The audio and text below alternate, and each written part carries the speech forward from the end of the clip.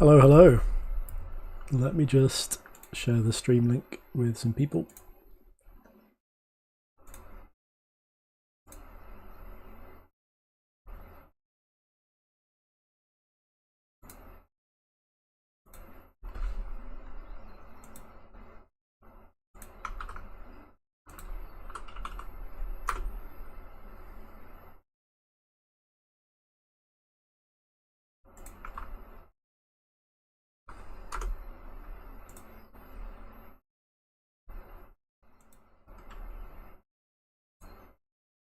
Alright, let's get on.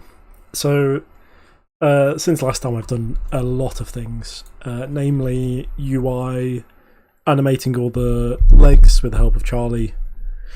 I've created a whole map. This is the map that I've created. I created a bunch of different objects like these bouncing Chinese lanterns. Added all the trees and rocks that Charlie made. This is like terraformed ground. I made the nice landscape material that paints it rock if it's a slope and grass if it's a bit flatter. I can also paint on some dirt paths, which I've been doing, just to sort of visually help you see where you need to go. In fact, let's do that a little bit more, just because it is still slightly confusing.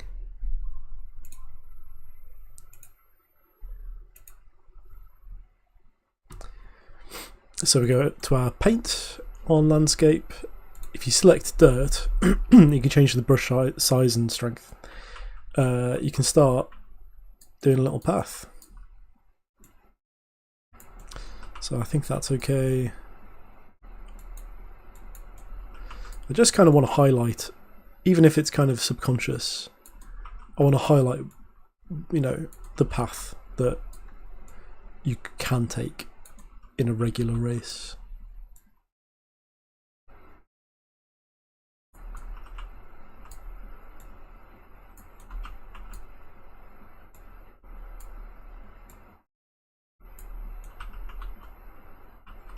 Okay.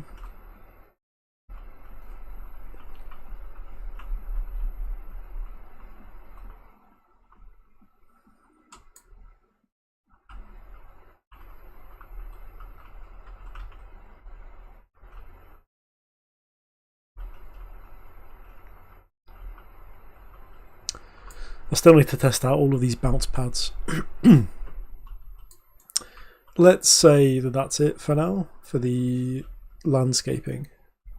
I'm sure I can do a lot more, but yeah, I don't mind.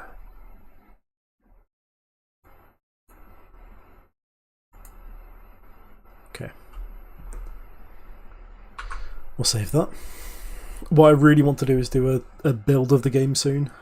Just to make sure that it is working properly. We need to finish off the UI for the abilities. We need to finish off the UI for when you gain the chance to roll a different animal by passing through a checkpoint.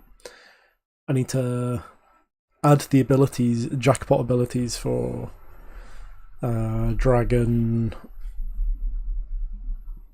bunny and tiger. Yeah. Oh, I think more importantly, I need to change the movement variables in the character movement component. It feels like the air control is a bit too low, traveling a bit too slow in the air. So, I mean, I set air control to be massive, but maybe that needs to be even more. I don't know if there's a different movement setting. Reduce the friction. Increase acceleration a little bit. Feels a bit bad at the moment. I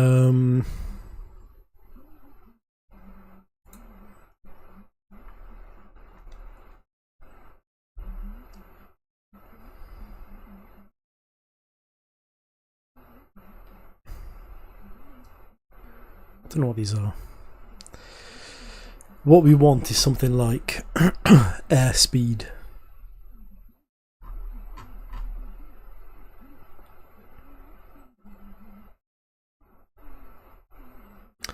Air control is the fastest that I can see. Braking, deceleration. Lateral deceleration. Let's set that to 250 just to test it out. Air control boost threshold.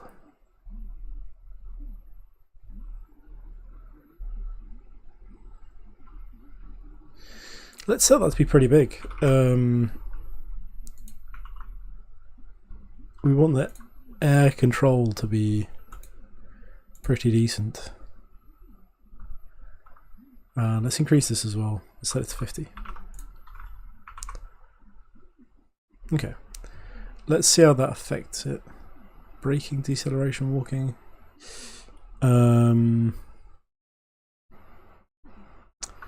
Set it to 3000 just to make it feel a bit better. Oops.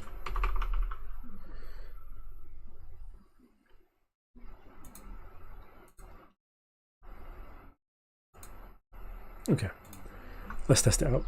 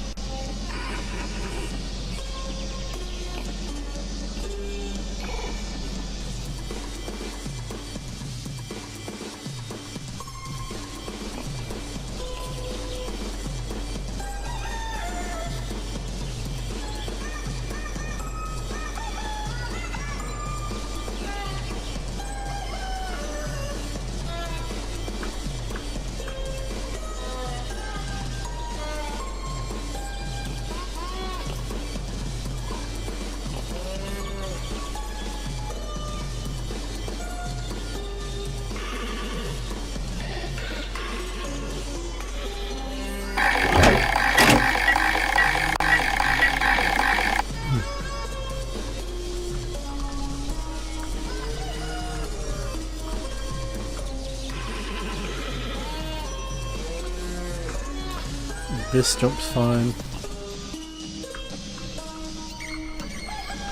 but being able to change direction mid-air is so difficult. Like, I want to be able to immediately switch direction. I can't do that. So it means that a lot of these round the corner jumps are impossible without a double jump. Oof, very hard at least. I mean, I'm really maximising it and only just about making it.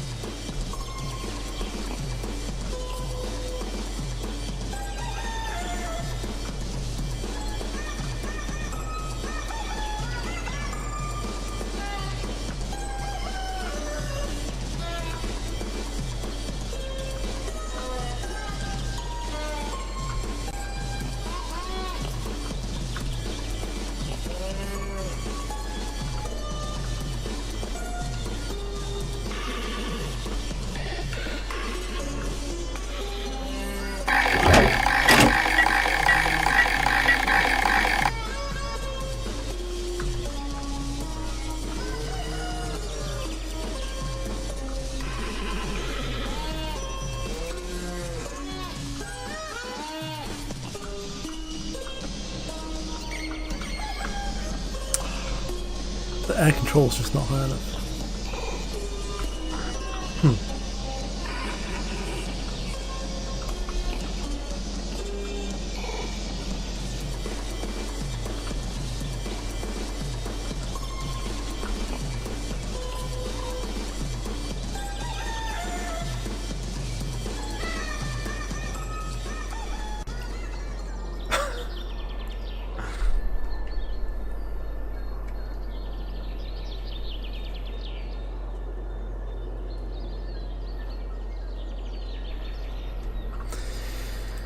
Okay.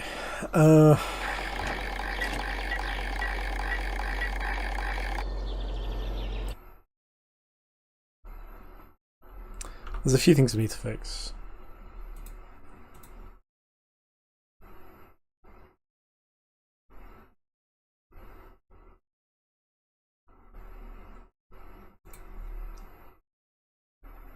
Let's make a list. We already have a to-do list, actually. We should just do that. This off screen.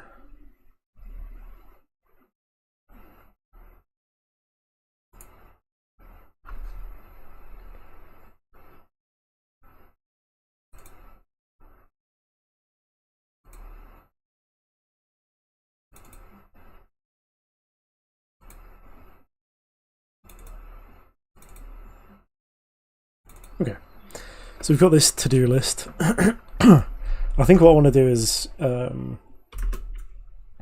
slot reels only show animals in pool.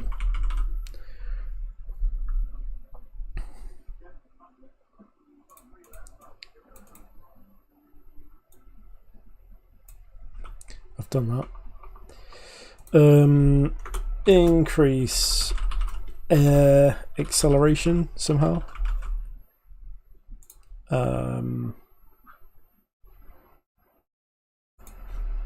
Things that are nice to have, like add bounce sound effect, add jump sound effect, add double jump visual effect, add charge visual effect,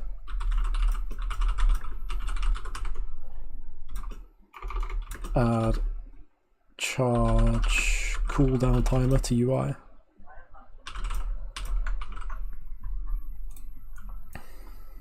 This is very low down. I'm not doing snake for the jam.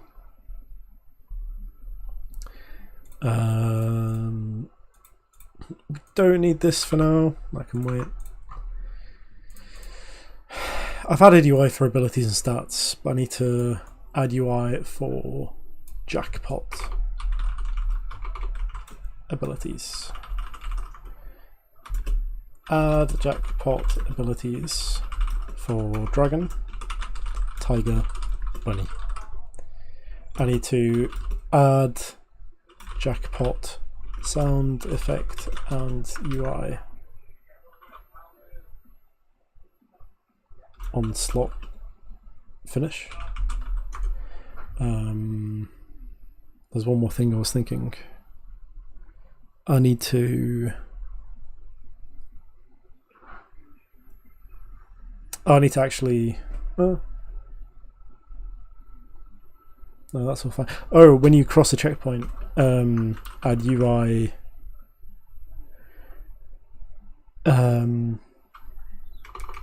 add notification of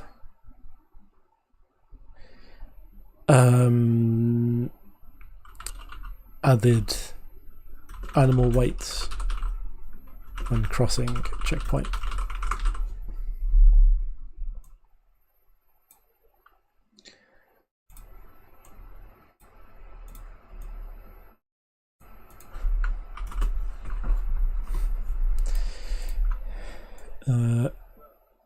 Increased animal probabilities.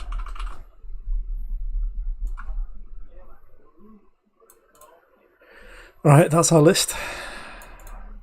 Obviously none of that's getting done. No, not all of that's getting done. So it's just a matter of priority. I think obviously it is kind of in the right priority at the moment.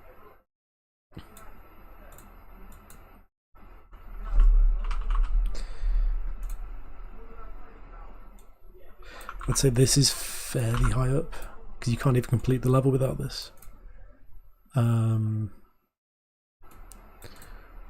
Yeah.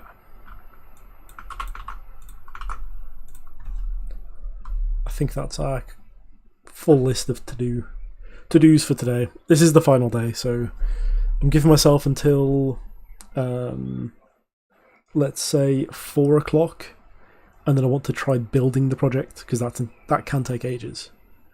And we've still got things like setting up the jam page, actually doing the submission, and then it'd be nice to like edit some videos together of you know how we built the game, that sort of thing, or like a playthrough of the game.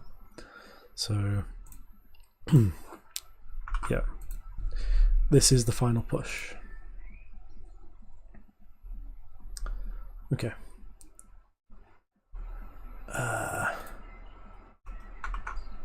Right. So if I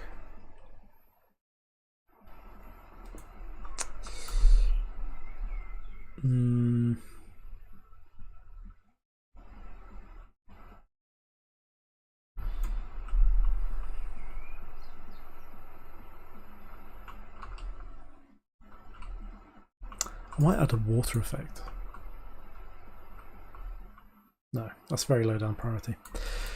Let me Google about air acceleration, because it'd be nice to be able to control the character more mid-air. But I couldn't see it in the character movement component, so air acceleration on Unreal Engine 5.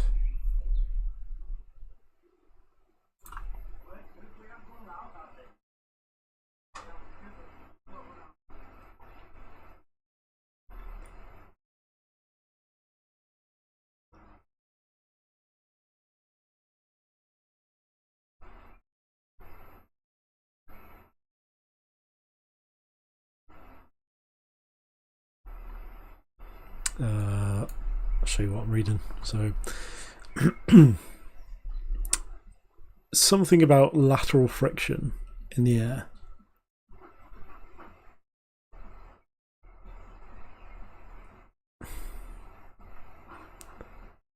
If you need more air control than what you get from setting air control to 1, tweak the falling lateral friction.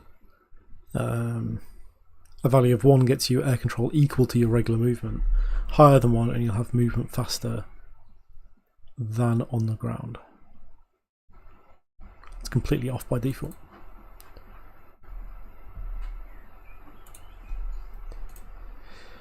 Let's have a little test. So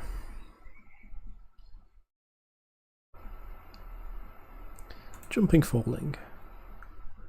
Jump off.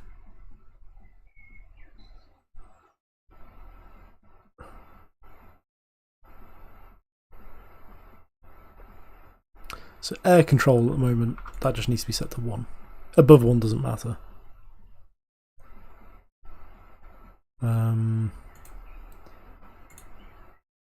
Air control boost multiplier. I don't think that matters. It's the falling lateral friction. That's the thing that we need to change, I think. But it's already 0.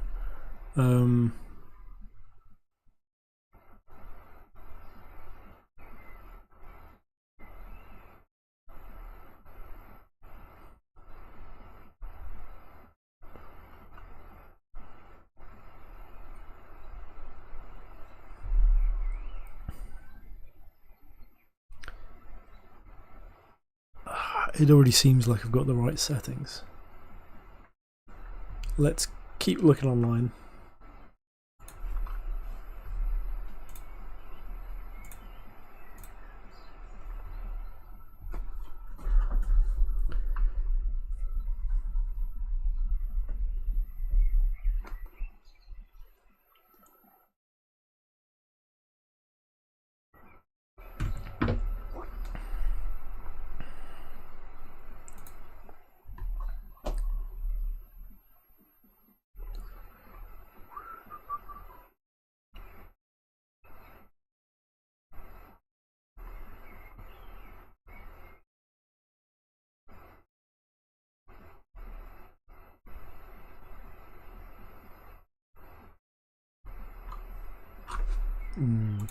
Confused.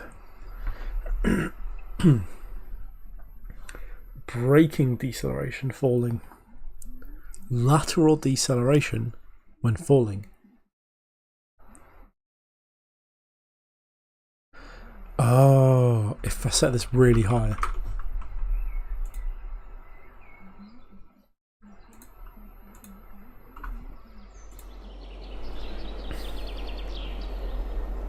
Let's see what happens.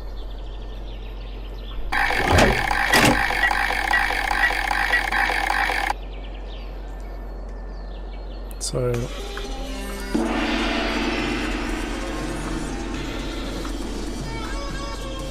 that's really hard to change direction in the air.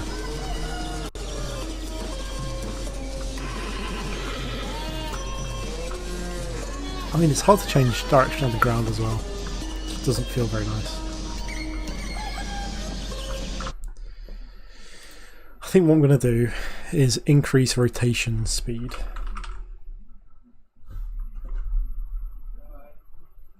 Rotation rate. Set that to 1000. Let's set the acceleration to 2200.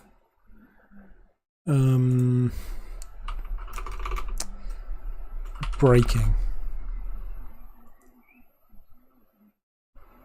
Let's set this to 0. See if that changes anything. So in the air, the braking is 0.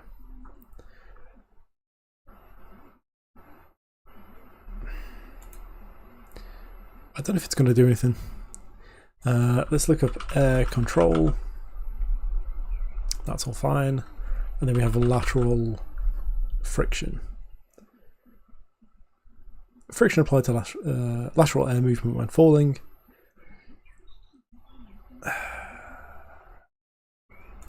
Let's set that to 1, see what it does.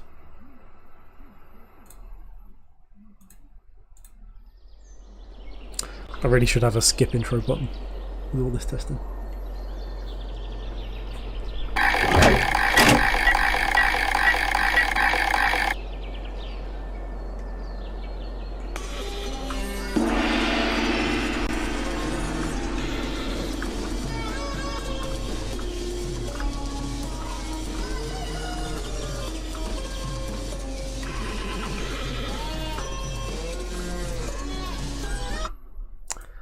Doesn't feel great. Falling lateral friction. Let's set this to ridiculously high. See what it does.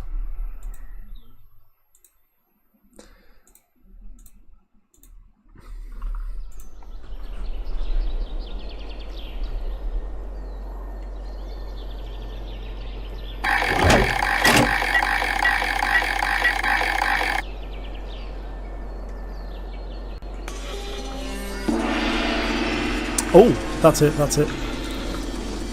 Lateral friction. Oh my. It's really fast now. Yeah, you do travel faster in the air. I'm changing direction now. That seems wrong, but at least you've solved it.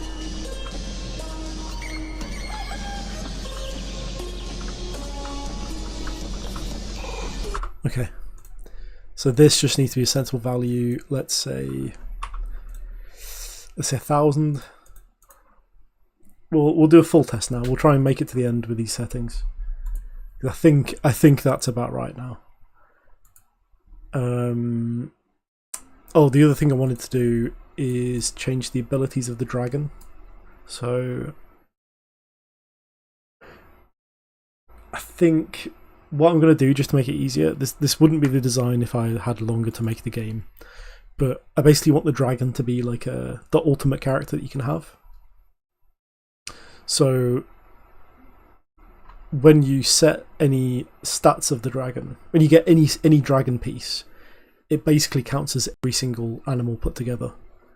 So in update stats based on animal, what I'm going to do is, for dragon,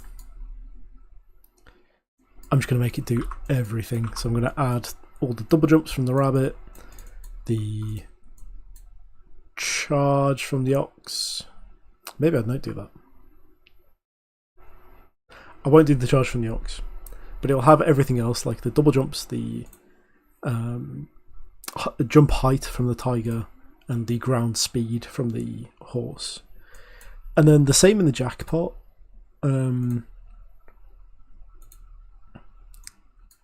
So if you get all 3 dragons, I'll just make it have everyone's abilities, basically, apart from Ox. I think that's the best way to do it.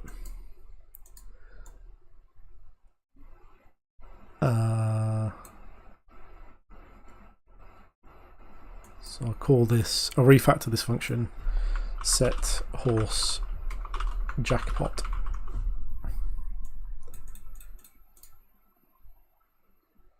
Same with the Ox. Set Ox jackpot. And then dragon will be a combination of everything.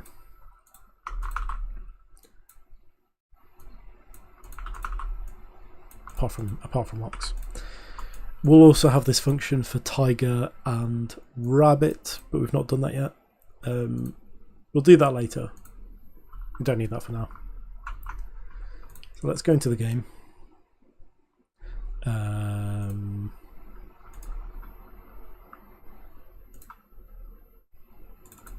Instead of flying, we'll do plus all jackpots traits.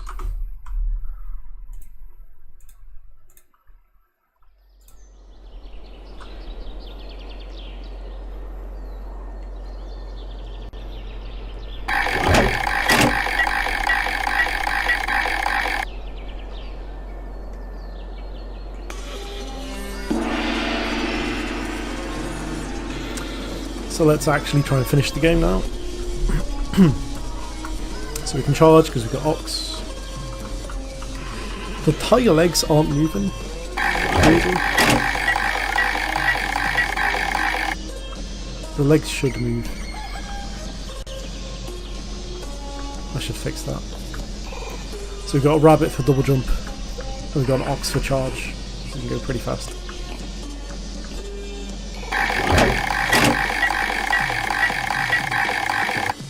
Ox and speed, that's good.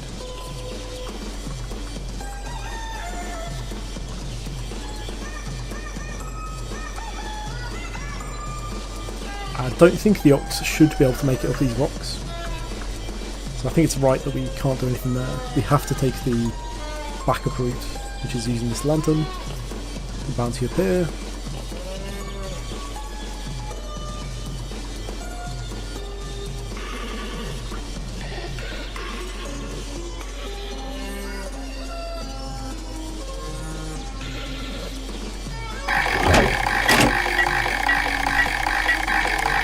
Okay, we do have dragon body parts.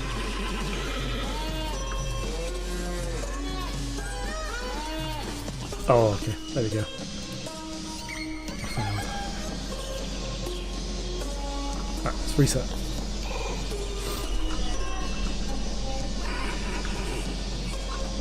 Play full screen.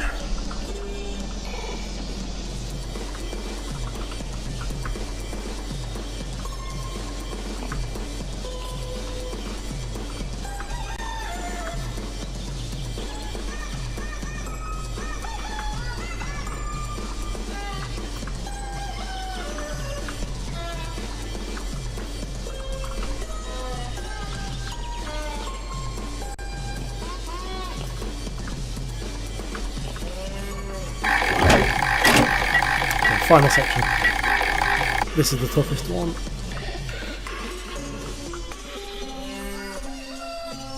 Whoa, okay. It's not the best combination, but let's see if we can do it anyway. It's much better with a dragon or a bunny or something. We can spin, but I just want to limit test. So it is possible, but it's a lot harder.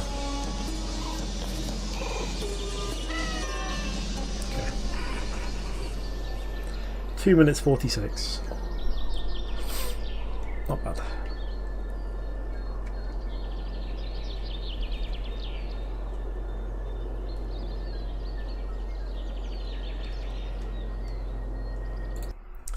try once more.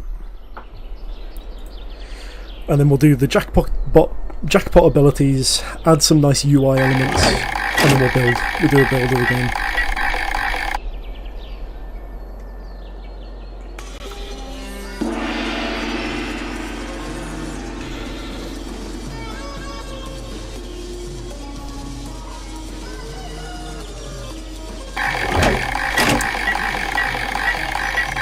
The problem we have is the leg's not working. Because that was working yesterday. Oops.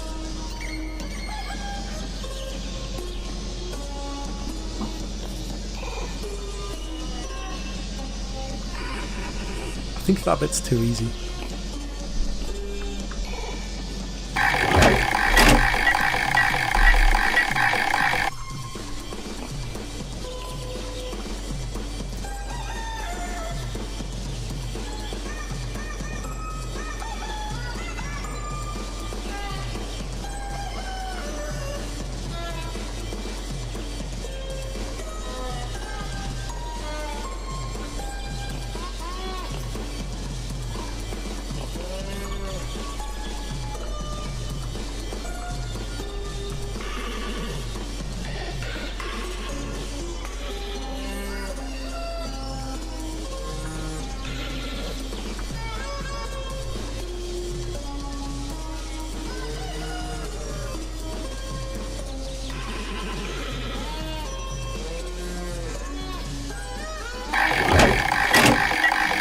I mean, that's the problem. That's why the legs aren't working. Something to do with the skeletons change.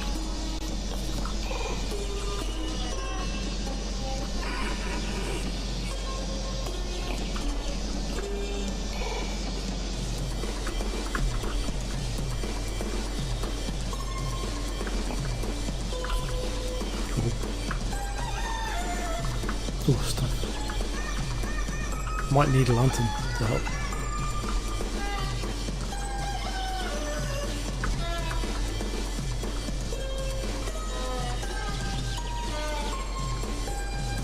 Yeah, that's too tough. I need to spin.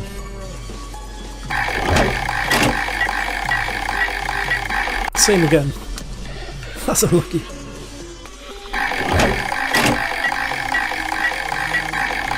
Okay, I'll do.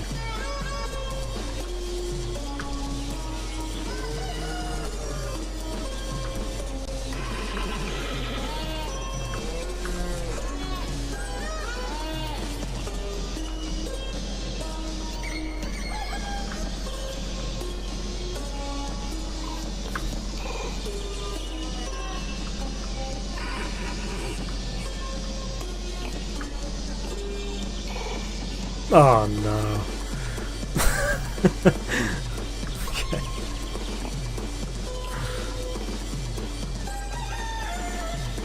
I need to spin for a better body part. Horse, even though it's fast, it just doesn't have the jump height that you need. Okay, this should work. Tiger is plus jump height, bunny is double jump.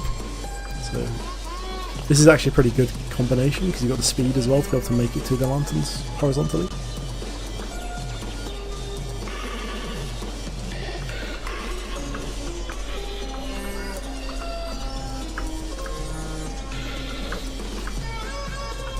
Oh, so close. Let's see what we get. I could do with the dragon part. Oh, this might be good. Two dragons, two tigers and a bunny. So this means massive jump height. Plus a double jump.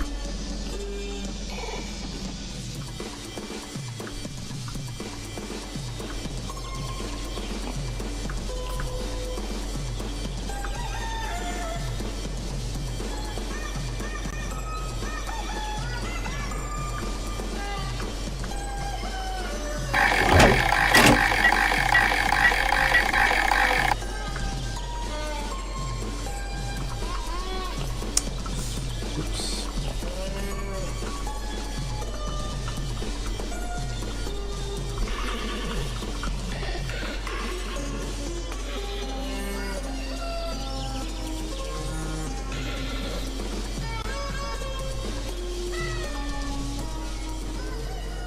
Okay.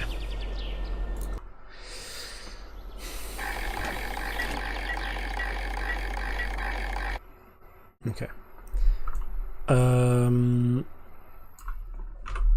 Right.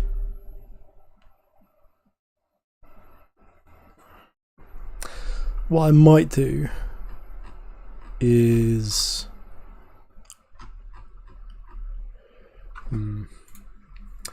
just to make it easier to complete the game for anyone playing this as a demo, I might have to increase the default jump height, because unless you get like 2 tigers, it's too difficult to make some of the jumps. And the tigers should just make it easier to jump higher and not make it possible entirely. So default jump height, let's put this at 550, and that should make it a lot easier. So let's start writing the abilities for each animal. In the data table of what everything does, we've got extra ground speed for the horse. The dragon just has everyone else's jackpot traits. I will include ox, just because it makes more sense. So if you have dragon, you'll be able to charge. That's fine. I'll do the same with the stats. And then for the rabbit, I think I want to do plus double jumps. +2 double jumps. So if you have 3 rabbits, you end up getting oh, maybe it should be jump height. I don't know.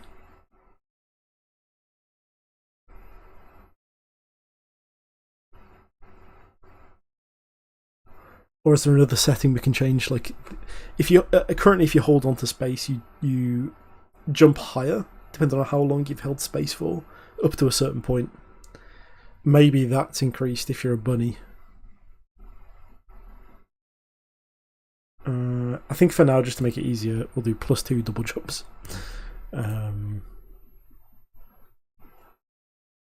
Yeah, that makes it easier.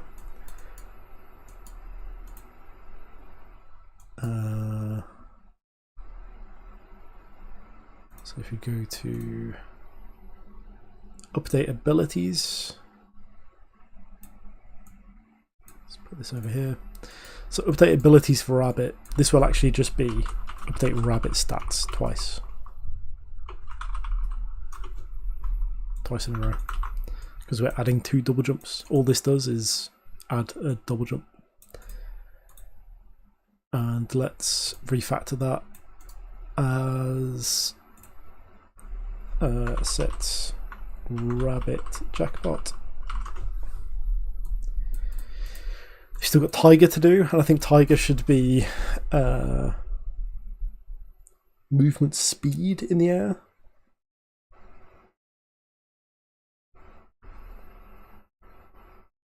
I'm not sure exactly how this is going to work. Maybe this is to do with the air lateral friction that we changed earlier. So on character movement, there's a lateral friction. If we set this to 500 by default, and then for every, if you get the jackpot tiger, we increase that by 1,000, so you go super fast.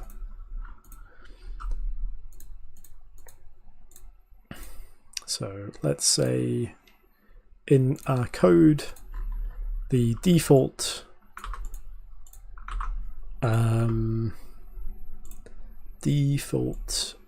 air friction, lateral air friction, is 500. And for the tiger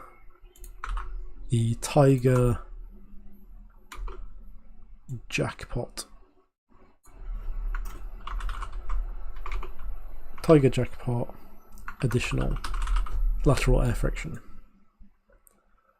We'll put this as tiger.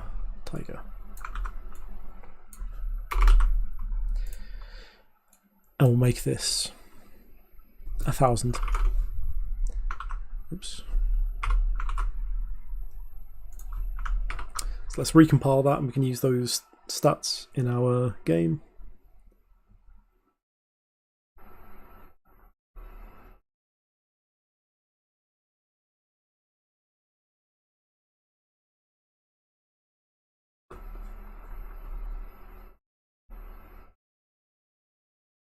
Takes a little while. And I think that, I mean, even though it's not sort of the most fun jackpot traits that you can have, I think for now it's a fairly quick way of making it more fun if you roll a jackpot. Make something obvious.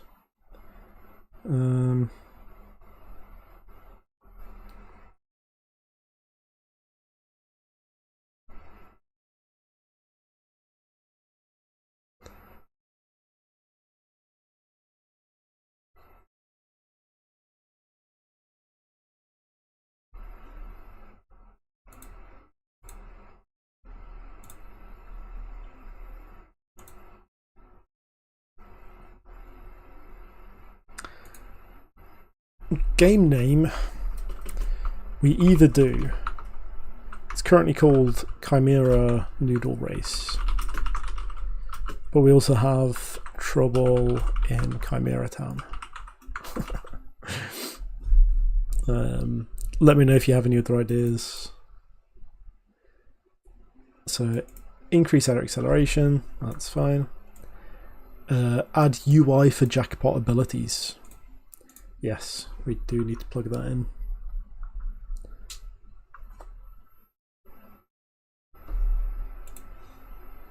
This is still loading.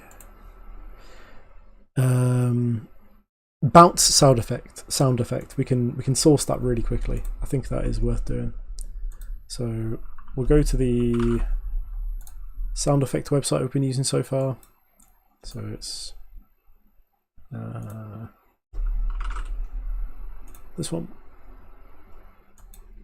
and we'll go to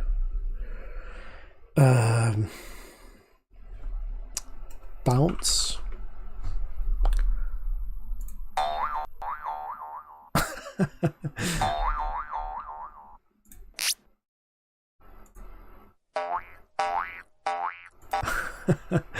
Oh, these are great.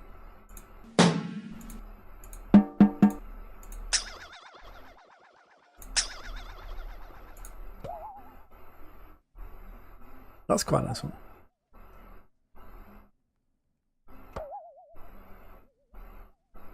Yeah, you know what? Let's go for that one.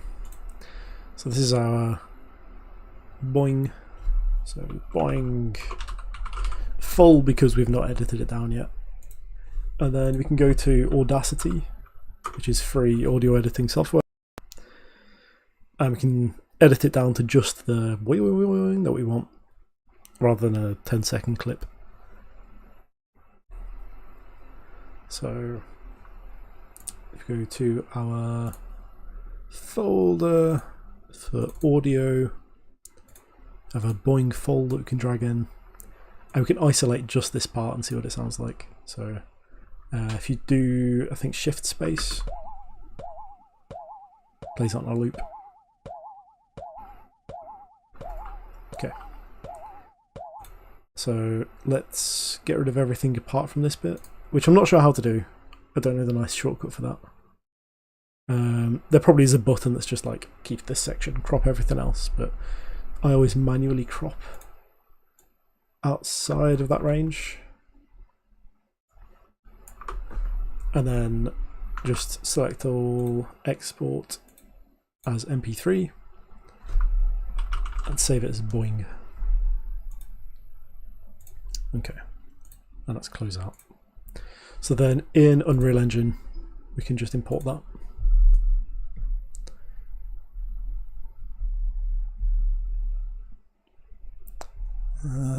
Right. We can import that into the content drawer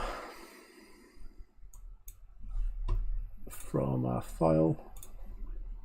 Let's go to audio, objects, audio, boing.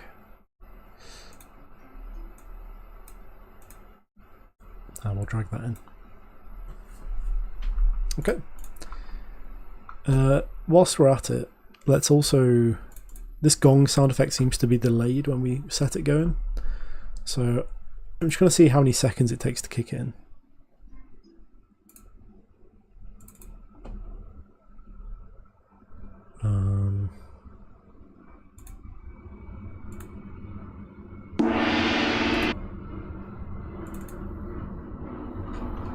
I wish when I clicked into it I could see like a detailed version of the waveform, but I can't. What I might have to do is edit it in Audacity and then just re-import it. At the moment the gong sound timing is pretty bad, so we'll change that. So gong.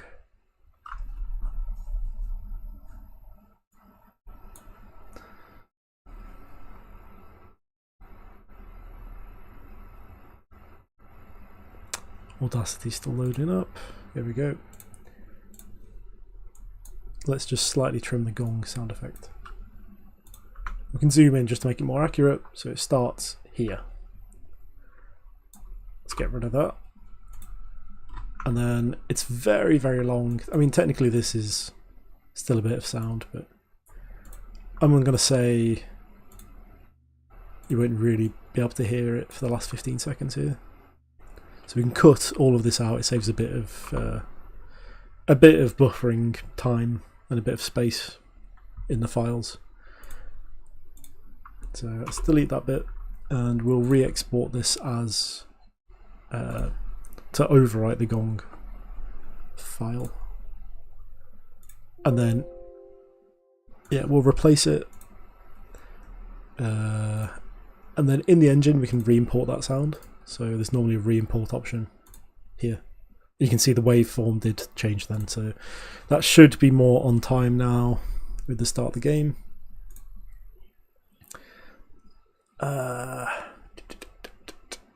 So the thing that we were changing was the Tiger jackpot ability. So let's create a function called set Tiger jackpot, and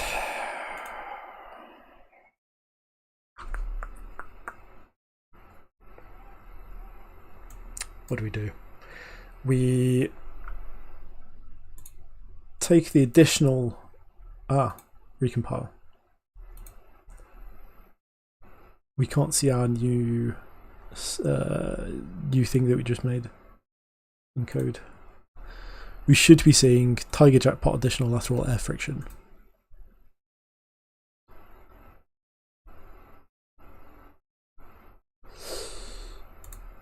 It's still not updated. That's very strange. Fine, we'll leave it to do its thing for a little bit. So let's equip that boing sound effect to the bounce pad. So whenever it boings, launch character and then spawn sound at location. Oh, a spawn sound at location? Is this word location? Spawn sound at the given location does not travel with any actor. So I think we just get the world location of this actor. Location. Get world location of the static mesh. And plug that in there. And hopefully the sound spawns in the right place. And this is our boing. And we can play that sound. Okay. We can quickly test that out whilst it's still loading.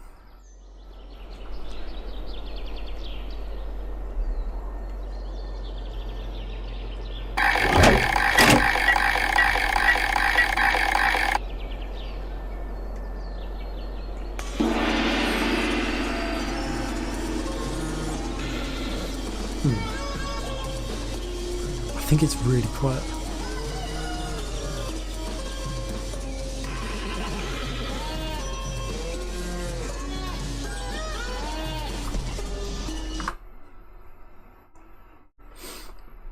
That's really quiet. So our bounce pad spawn sound a location. So what about spawn sound attached? And we attach it to the component with a relative location of 0, so it's exactly on the component.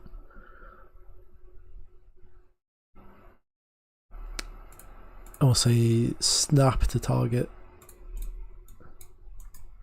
So let's attach it to the static mesh. Boing. And let's play it. So we'll replace that. So that should be okay. It might be very quiet. Let's test it once more.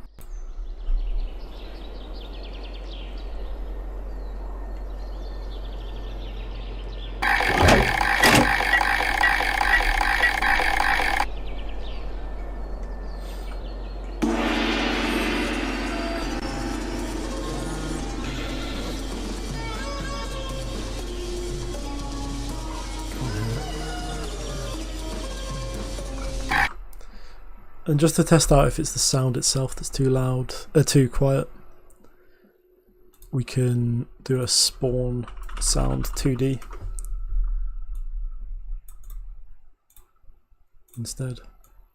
See if that's still too quiet.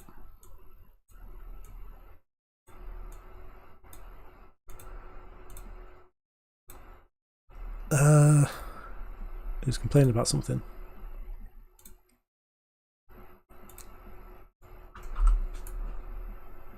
Yeah, that's fine. Don't need that.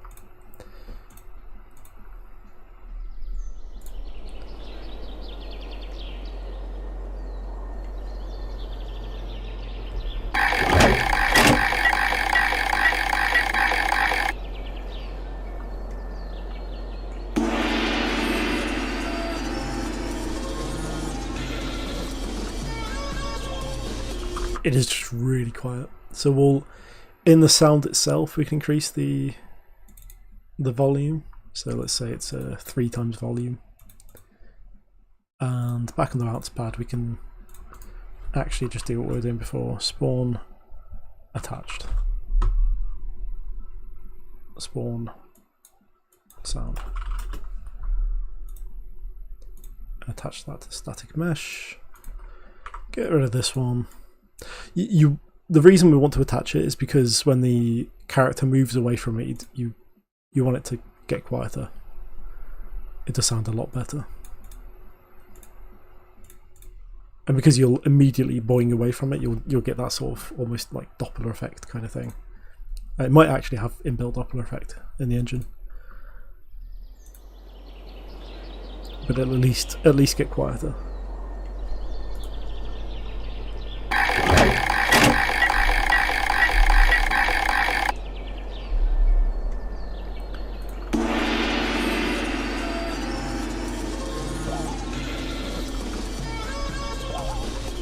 Yeah, you can hear it now.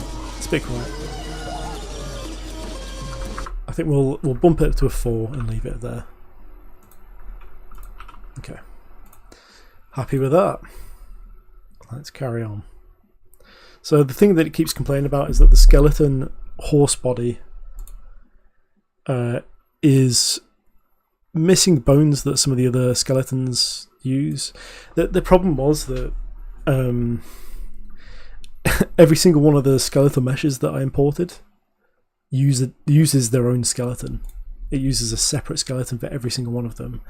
But actually behind the scenes they are all the same skeleton. And the legs animation doesn't work properly if they're not all using the same skeleton.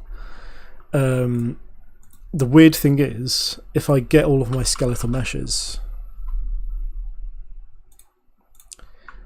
and I set them all to have the same skeleton, So if I assign skeleton, assign it to horse body, skeleton.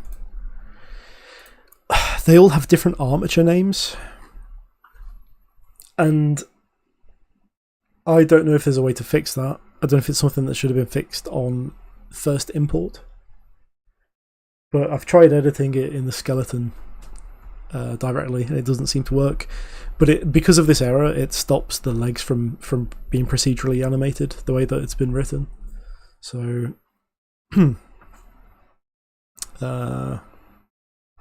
yeah, not exactly sure what to do. If I press accept, it says something about would you like to add the following bones to the skeleton, but then it never seems to. Because I've done that before and then looked at the skeleton, it's exactly the same. So I'm not sure what to do in this case. I'll just say no to all of these if it wants to. I should have done all at once. Okay, right. What's next on the list? We were midway through doing the abilities component. So if you get all tiger body parts, we want to make it so you have greater air control. And to do that, we're adding lateral air friction. So let's get the additional lateral air friction. Let's get our character reference and the movement component of it.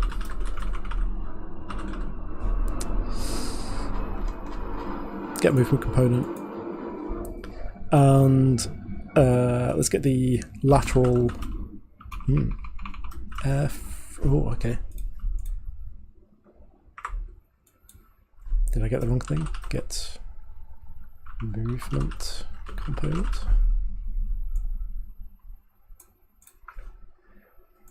Lateral here? Why is that not a setting? Let's have a check. Oh, character movement component.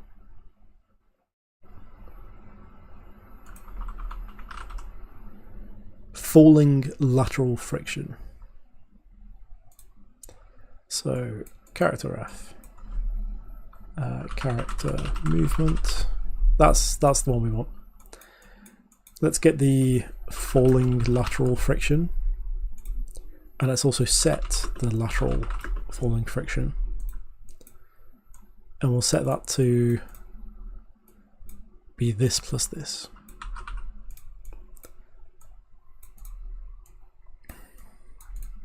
So basically what this does is lets you accelerate quicker in the air, so you can, because it has higher friction, it's as though you're almost like doing a wall jump mid-air and changing direction immediately with higher friction. So this will make it easier to do all of the tricky jump gaps, that sort of stuff. So that's tiger ability done. So update abilities based on animal, set tiger jackpot. And let's add the tiger and rabbit to the dragon as well, because that's just a amalgamation of all animals. Right. And then we'll do some testing. So let's see what it plays like now.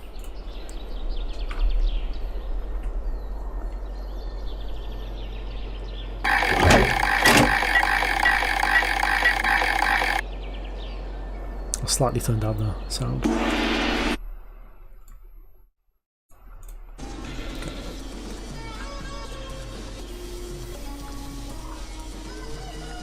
The problem is, it's difficult to know when I'm charging. Like, I'm pressing the charge button now, and you can see a little boost of speed.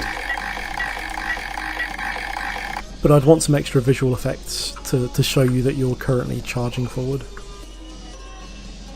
And like maybe a little zoom in on the camera or something like that. Maybe some like wind effects.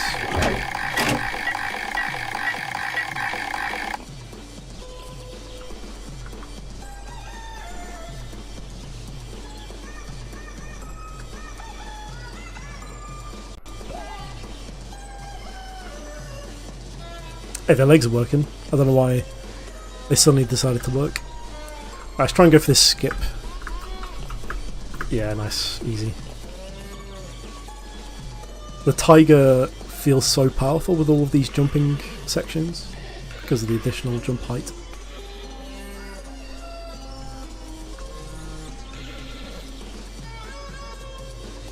Let's see what we get. Oh, triple bunny. Okay. So we get loads of jumps, basically. So we can probably jump all the way up here. Let's have a test. 1, 2, 3, 4. Oh no. Okay, not quite.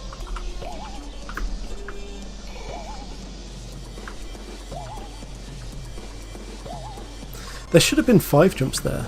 2, 3, 4. 2, 3, 4. Okay, there's something wrong. It's not actually activated the jackpot ability of 2 extra jumps. So we'll change that.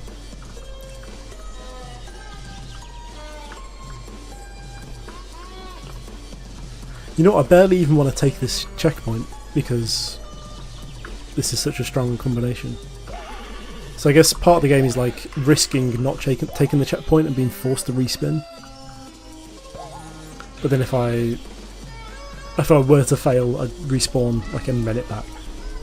Okay, that's our best time so far. Got lucky with the bunny. I mean, for a week jam, it's not too bad.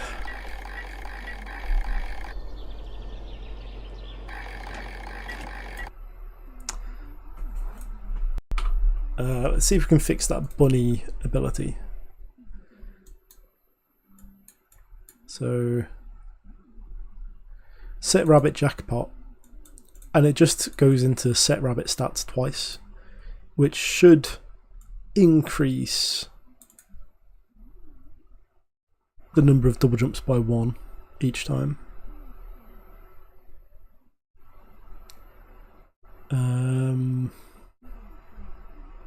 Not sure why that hasn't worked. Let's just make sure it is using these jackpot abilities. So there's a bit of logic that says if all of them are the same, all of the different body parts are the same, go into this bit of code. And that is fine. That is what it does. Bit strange.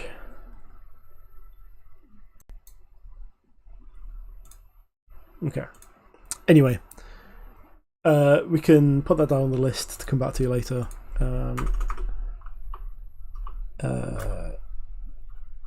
Fix bug where jackpot bunny only has 3 jumps instead of 5.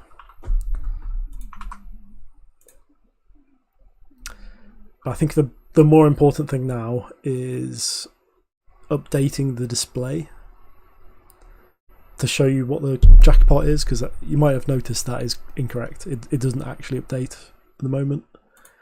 So this is our little abilities thing. It's going to look something like that. So we want to update the text. So if what's the logic? So update all is called every time you do a spin after the spin completes. So it updates the UI, and as a 4th thing here, guess we want to check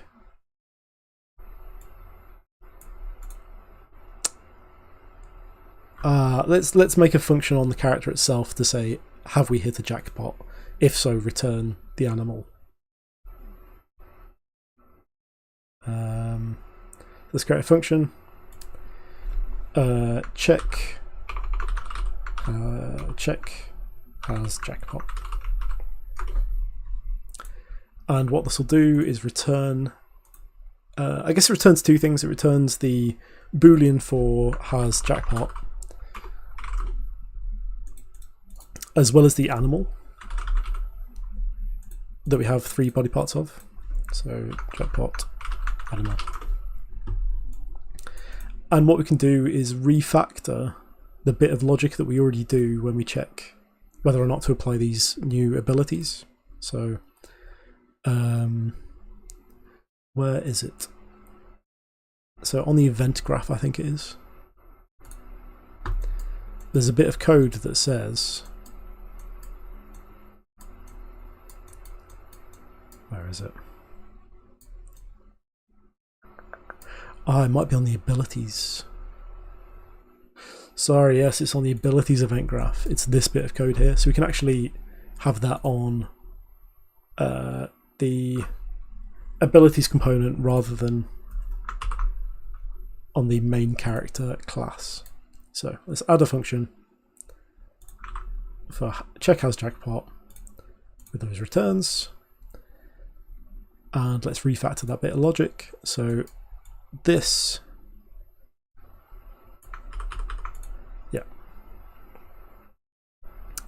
So in our check has jackpot function, we can get the character, we can see this is the has jackpot, if all of these are true, if all of these are equal, and then we can return any one of those because they're all the same if that is true. This is a pure function because it's just getting information, it's not updating anything. So then in the event graph, we can replace this with check jackpot, plug that into the branch, and then plug this into here. So that's a little bit neater. And then similarly, we can reuse this bit of code in the UI section. So in our widget blueprint, we can say after you've updated everything, all of the stats, messages and whatnot, and the images of the animals on the UI, the fourth thing that we're going to do is update that jackpot text. So let's get our character reference.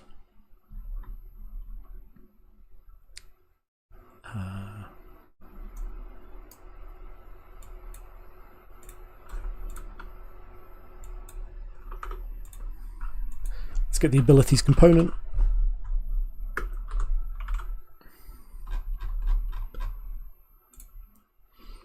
Let's check has jackpot, and if we do, then we will show the jackpot text, the thing that just says jackpot. So we set this to, in fact, we'll set this to visible. We'll change the visibility of this in either way, either whether it's true or not. So set visibility. Ah, okay, fine. We'll have to do it separately. So if we do have a jackpot, set it to visible. If we don't, set it to hidden. Ah, collapsed is better. It's not visible and takes up no space in the layout. Perfect. And we'll also do the same with the jackpot stat text. We'll make that collapsed as well. So we'll do this twice. Once for jackpot text, once for jackpot stat text. And then what we're going to do is update what this jackpot stat text says based off what's in the data table. So we have this data table of all of the ability names and whatnot for each of the animals. We just take this bit of text and input it into the jackpot stat text. So we do something very similar for the normal stats, the non-jackpot stats. We do that. Where do we do that? Let's have a look. It's wherever these bits of text come from. Yeah, we do that here. Okay. Find data for animal. We'll find it for this animal that we got over here, the jackpot animal. Sorry, we'll also make this stat text visible, like we did with the jackpot text.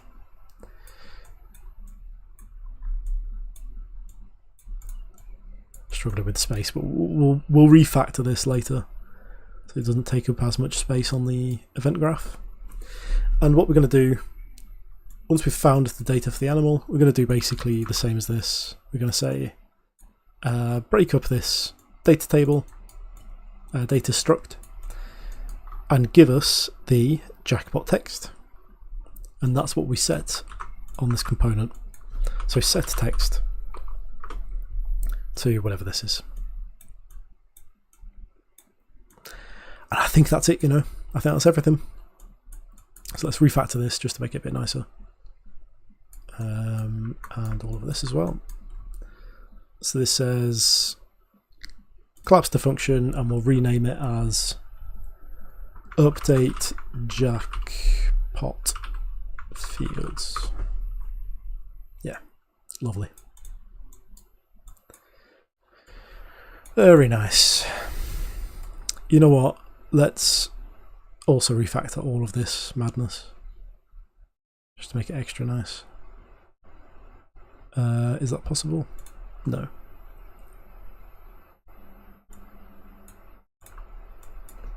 You know what? We'll do this.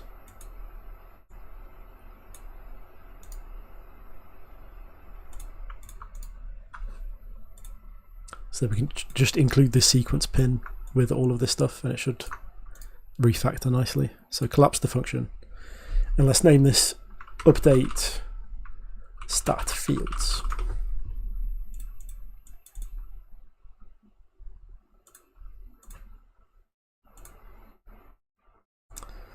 Right. The other thing I did notice is sometimes when you're playing the game, the stats are a little bit wonky. They don't quite match up. For some reason, they don't stay in a column nicely.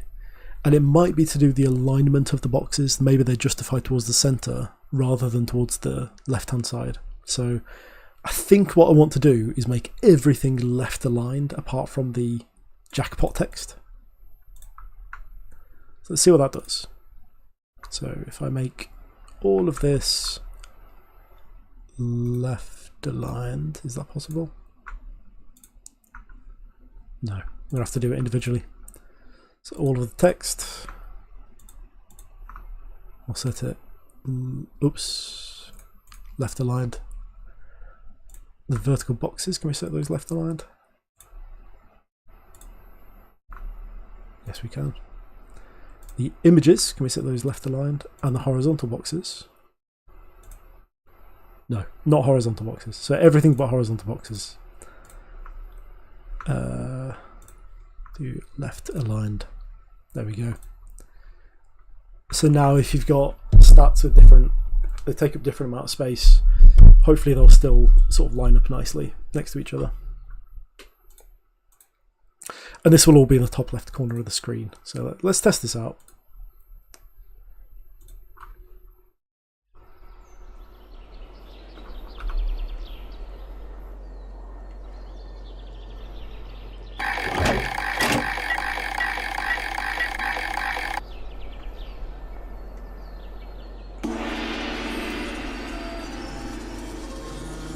So the jackpot text is hidden. That's very good because we don't have a jackpot. But as you can see, that tiger picture is slightly shifted, and I think it's because it takes up less horizontal space, so it's centered for some reason. I don't really like that.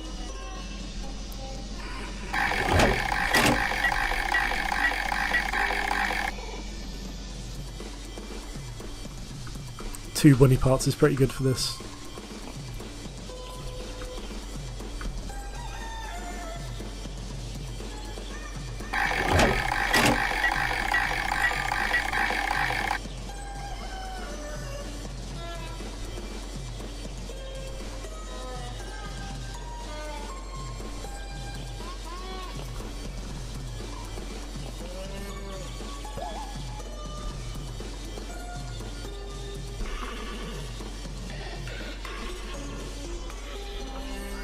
Oh, good skip. I think we can skip this as well. Yeah. And charge there to get there quicker. There we go. Oh, we got a dragon body part. Very nice.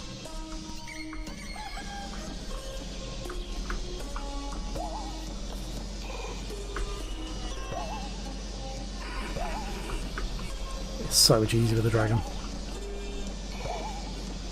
We might even be able to make this. Hang on. It's going to be a crazy skip. Oh! If I had one more rabbit body part, I think we're making that.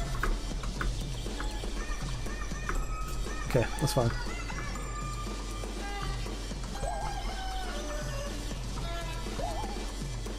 Uh-oh.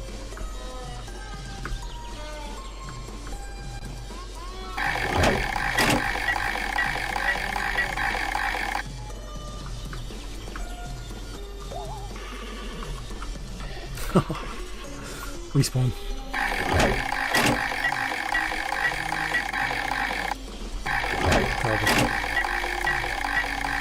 Perfect, perfect, perfect. Ah. I'm just gonna go for this one. Oh my.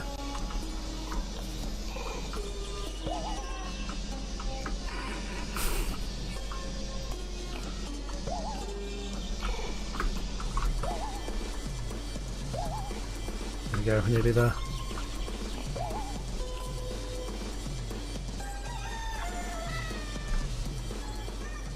Cool, 3 minutes. Right.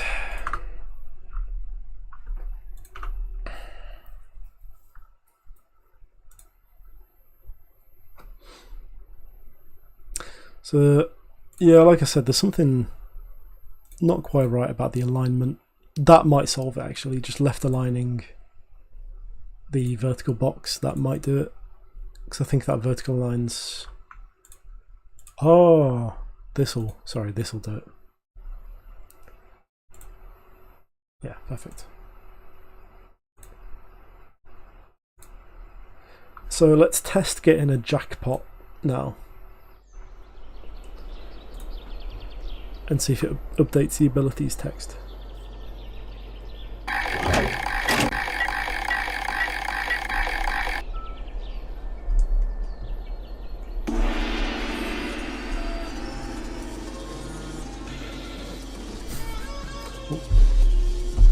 Box position looks dependent on animal. Yes, yes, it is dependent on animal. It was, well, it's actually dependent on, let me just close this. It's dependent on the size of the text that comes after it. It was being centered based on the length of that text. But now that it's all left aligned, it should be fine. So we'll test it.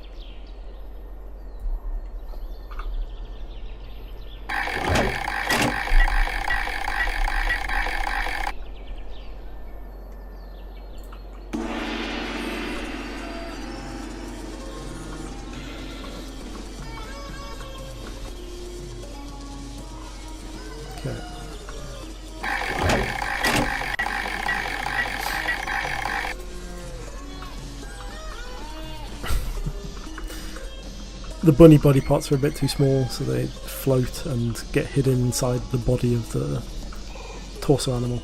But hey ho, we haven't got time to fix it. Yeah, the UI looks a lot better. I don't like how grey it is. I think it could be white. In fact, let's look at the slot machine. I think that's also a bit grey. And what that could be... Turn it down a little bit. It could be the position of the live rendering body parts that we're using. So let's go to render target. So where are we? It's these body parts that have been rendered on the UI. Is it getting enough light?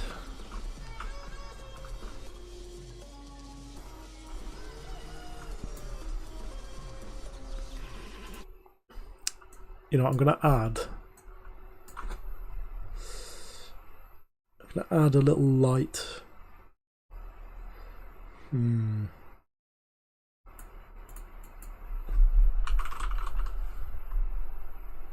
add a spotlight maybe, or what do I do? Add a rectangular light, that's what I'll do.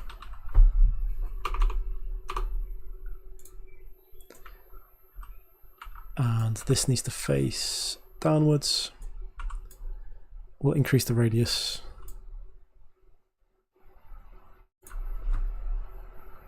to 3000. The length, the width and the height will be pretty big. This might really tank performance though, that's the only issue. Add in a big light like this. And we'll make it quite intense. Let's see what that does.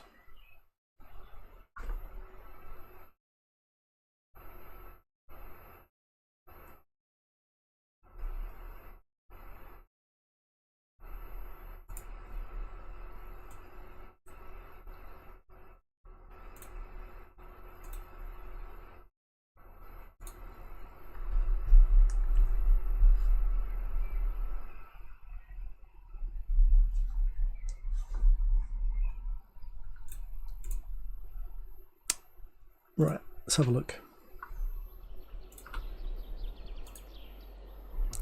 Let's find our render targets. Let's find our rectangle light. That's way off. Let's move it a bit closer. So this is a 11111. 8,000 minus 10,000. So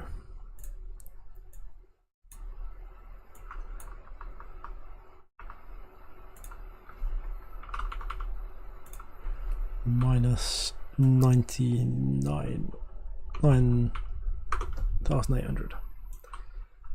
Okay.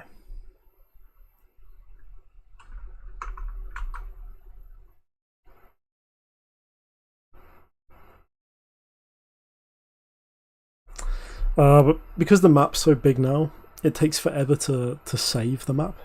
Every time we make a little change, for some reason I guess it just has to recompile the entire UMap file type. The engine really should optimize that.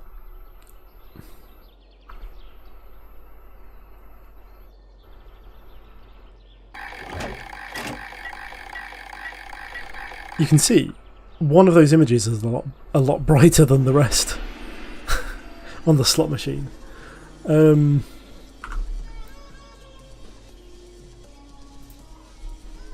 If I go to the, let's go to the rectangle light.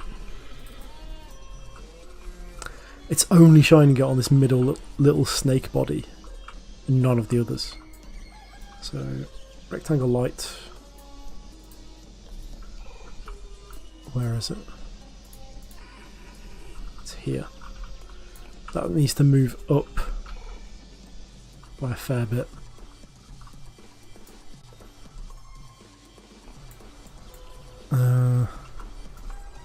Also just needs to be bigger. Like 30 times bigger. So let's increase the scale by, well, 20 maybe. Although it doesn't increase the width of the source. Definitely move it up a decent amount. And maybe just copy it along just to make it... This really isn't performant. I don't recommend doing this.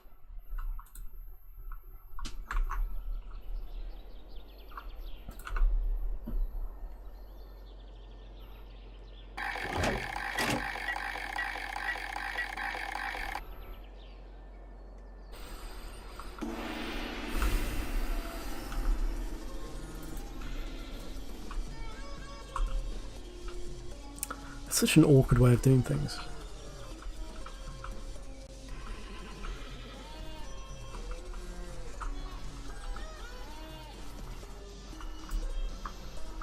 You know, I might just increase the intensity of the directional light.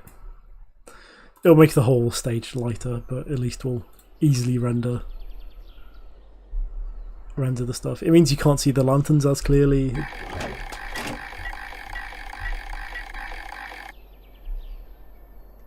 So yeah, big daytime.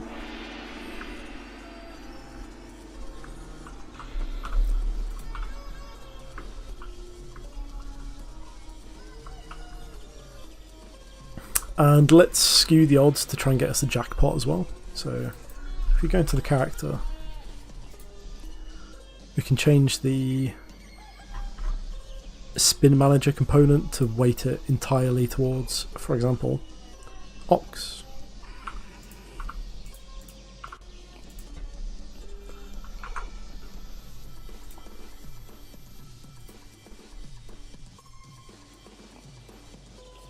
Just thinking about it. Uh-oh. I think it's crashed. Oh, there we go.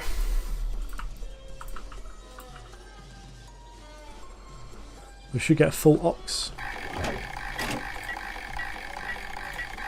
Oh, I forgot about rabbit. Oh god.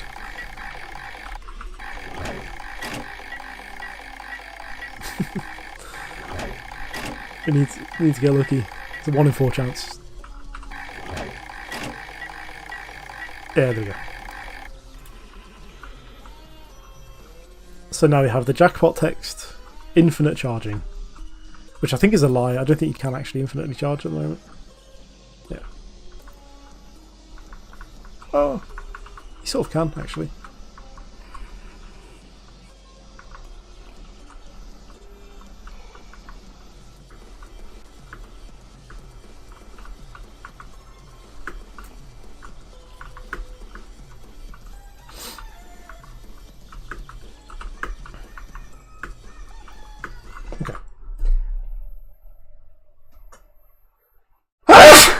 Me.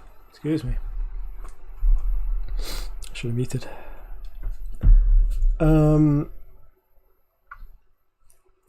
Right. So we've added the bounce sound effect.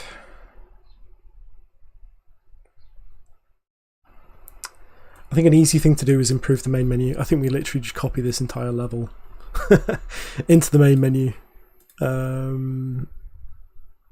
Yeah, that's the easiest thing to do. So let's literally copy everything. I think. Is that stupid?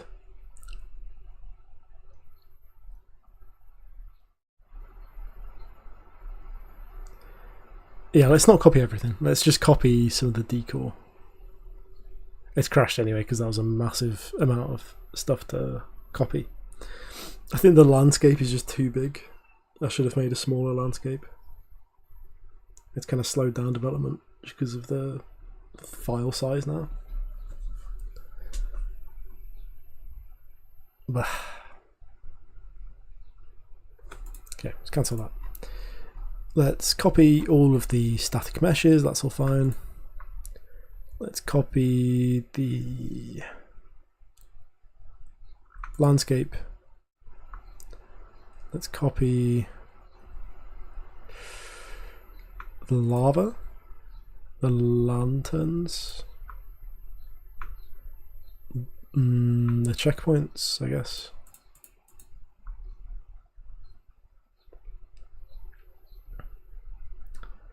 Copy the bounce pads. That's a lot of bounce pads. Okay, we'll copy all of that over. So we'll go to, once it's loaded, it's thinking about it again.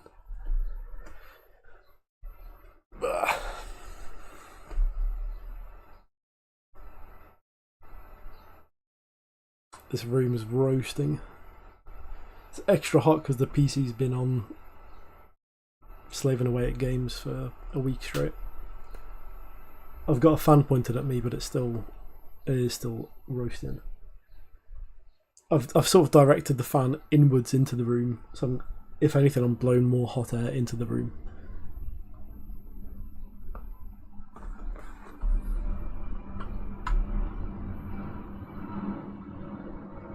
Should probably change the direction of the fan.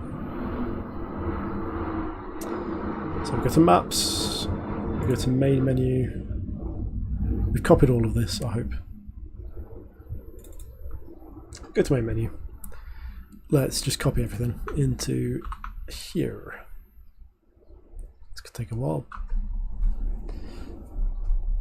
But I'll make it look a lot better.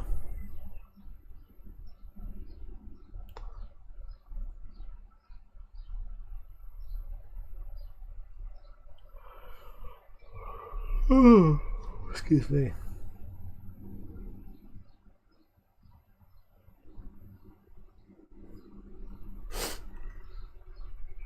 I might go get a drink after I've done this.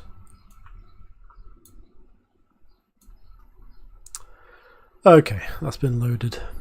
So, where was our original slot machine? It's here. Okay, let's get rid of the original floor. And let's put the slot machine somewhere cool. Let's put it where the finish line was, I think.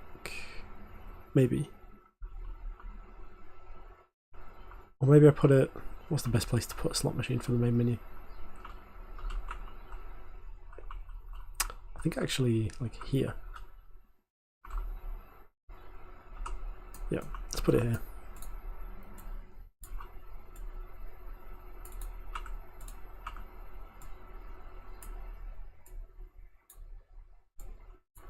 We'll reduce the scale to 2.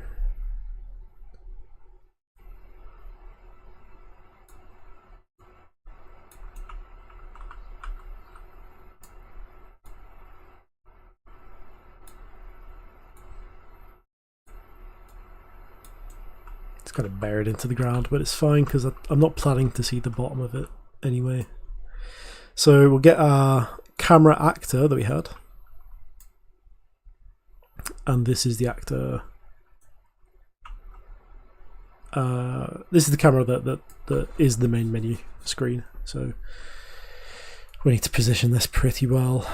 And I can pin the preview. So even when it's not selected, we'll still see it. I'm going to position it so that the slot machine is in the forefront, but then you can still see some of the cool stuff in the background. So maybe I'll rotate it.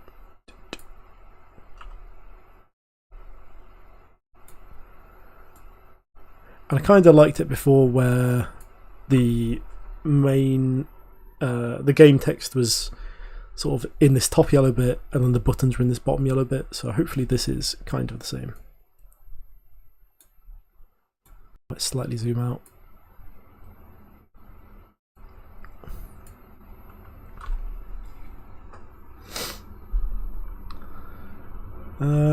See what this looks like.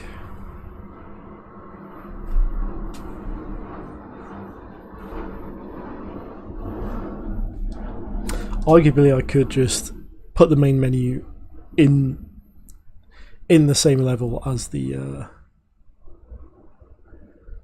main game, just to save a bit of loading time. But that's too much extra logic to write. Okay, not too bad. I can move it left, and everything's a bit too high, so bit left and everything's a bit too high, so like that.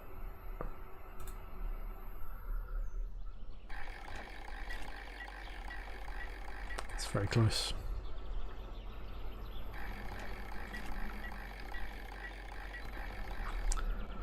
I'll shift it slightly closer and slightly up. So slightly closer.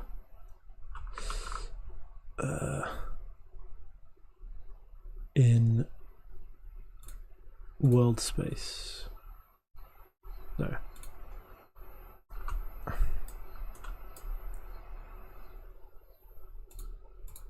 Yeah. Slightly closer, slightly up.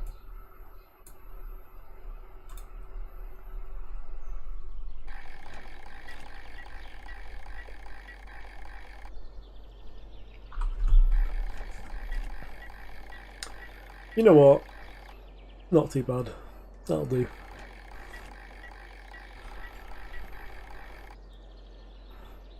I might shift the buttons down ever so slightly in the actual widget. So UI, main menu widget, buttons, we're going to shift ever so slightly down. Look at that.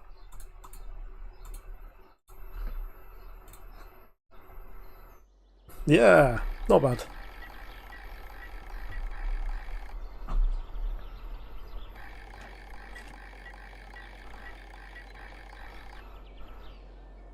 Not too bad.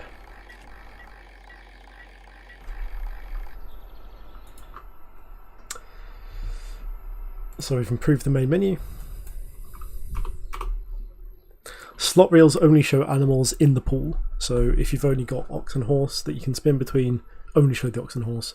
That makes sense. At the moment it just spins through all 12 animals even if they don't exist. So a lot of the reel slots are blank. So I think we do need to change that logic just to make it look a little bit better. So how does this work? Each of the slot reels will have its own set of textures that it sets on the material of the slots. So let's find that. So in our objects, slot machine spinner, this material is by default slot spinner. Okay. The object itself, the game object, slot spinner.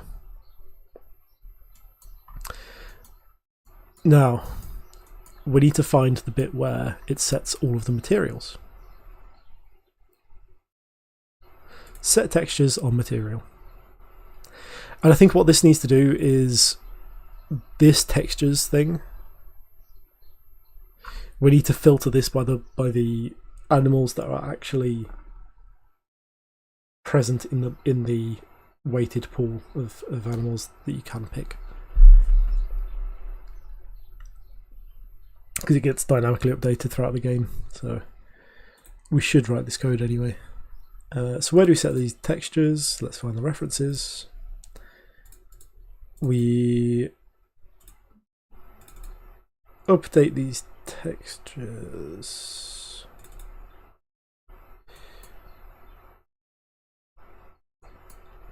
So these are set in update material textures.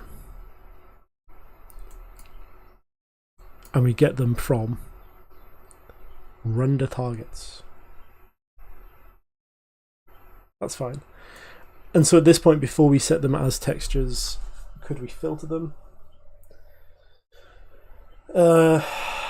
Yeah. It's quite a tough bit of logic. We kind of just need to go off the order of these textures. So these textures are all in order of the animals from 0 to 12, 0 to 11, 1 to 12, whatever you want to say. Based on the order of the zodiac. So it'll be rat first and whatever last, sheep or something. So we just need to go through that and pick out the ones that we can actually become in the game. So let's create a function for filter textures by pool weights.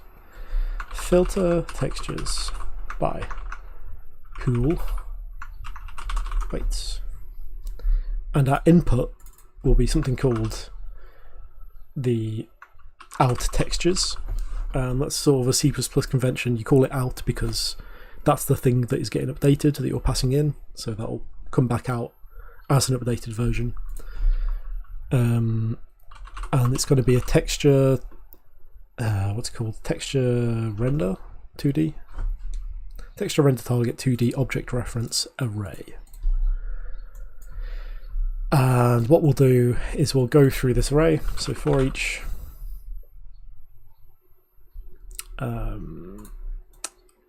what we actually need to do is is go to our spin manager and find the map of weighted animals. So spin, get character ref.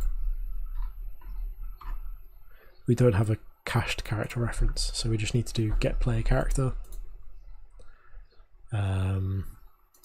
Oh man, this is really laggy. It's barely responding to my clicks. Get player character. Cast to this to the custom character that we have. It's really lagging, like massively. Let me close some stuff down. I'll close some of these tabs. I'll save everything and close.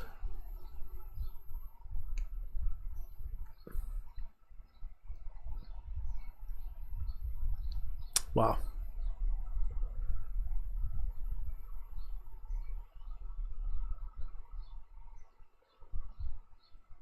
And you know what? I'll go get a drink after I've closed these down, and we'll come back and write this logic.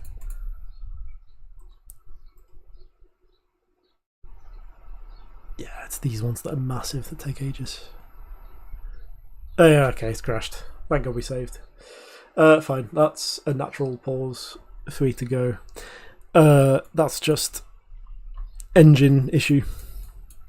It's actually one of the widgets was decided to break randomly, but that's not my code. That's deep in the engine. Fine. As that's starting back up, I will go take a little break and get some water.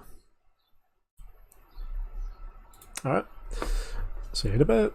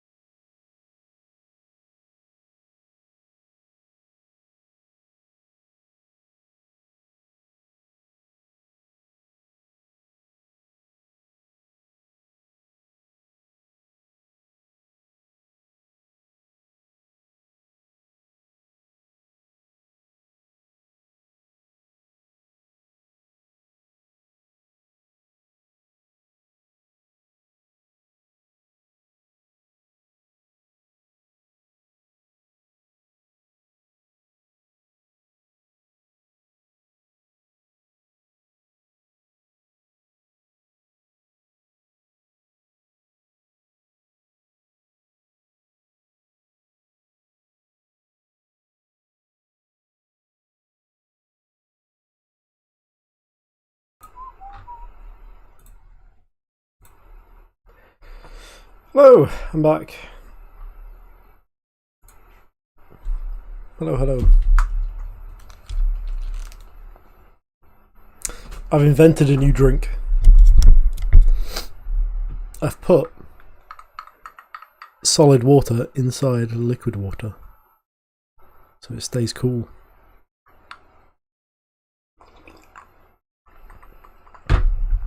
Yummy. Right, what were we doing?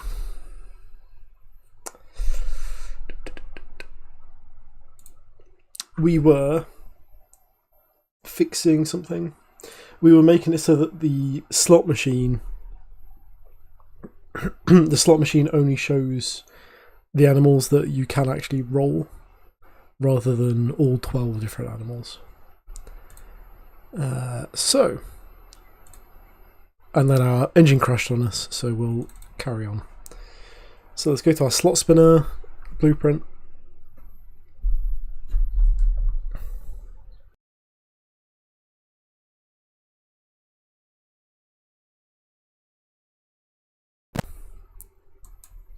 Say no to this.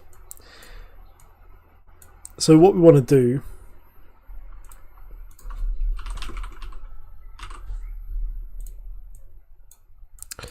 is first check which animals we have in the weighted pool. So we get the play character, we cast it to this new character, custom character object. We have the spin manager component, which controls all of the spinning logic. And on here we've got a weighted pool of animals that you can choose. And I think we just want to loop through these and make a list of the indices where this map value is greater than 0, because those are the animals you can possibly roll.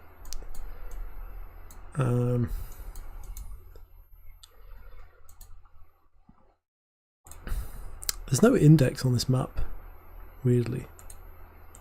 Is there a get index?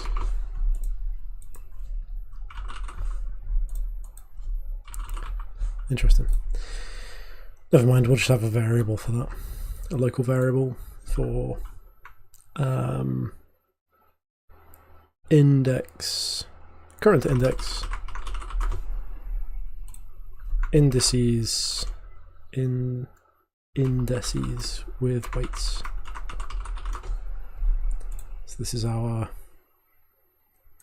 integer and integer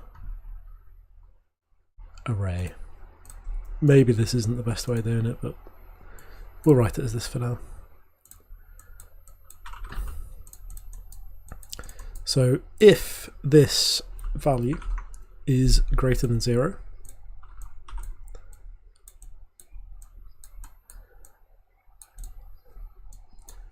we'll add the current index to the indices with weights, and then we'll increment the current index.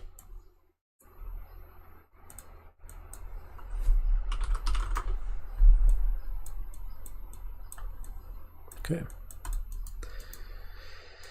And once that's done, we'll go through our textures and we'll filter just to the ones.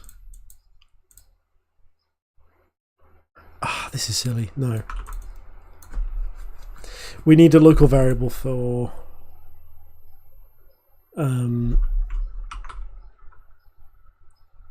return value, which is an array of texture 2D render something. Yeah.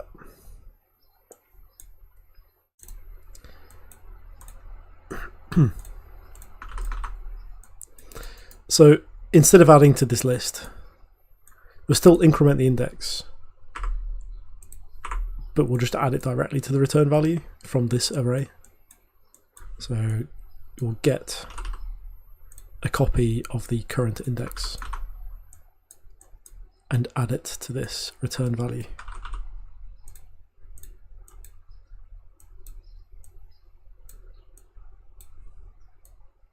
It's a lot harder to do in blueprints than it is in code. And harder to think through it, I think, because it's structured weirdly. So this is greater than 0. You add that texture index to the return value, and then once that's completed, you set your out textures.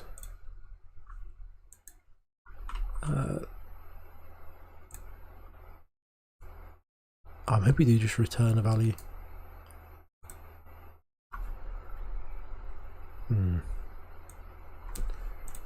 Set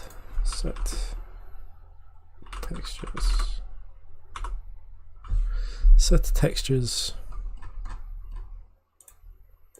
Yeah, let's not even pass that in. There's no point. Or just set it directly because it's a global variable on this class. So once you're done, set the textures as the return value.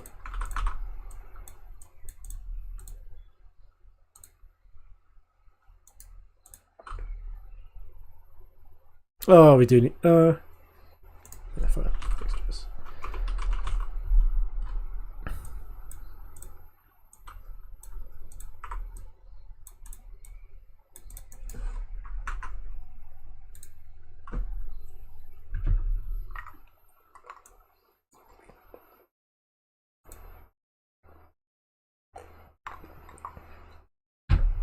Oh, that is lovely. Iced water. Excuse me. Right. So the point where we set the textures on the material, we have these textures. Update material textures.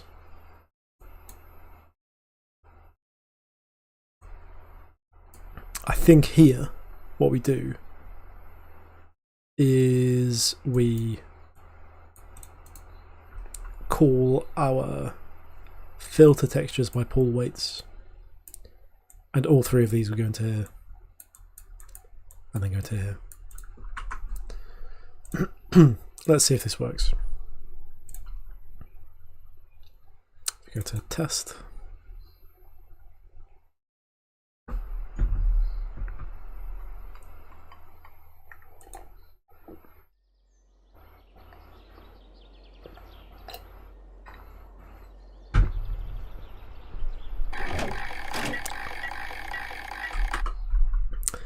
That's just the default texture.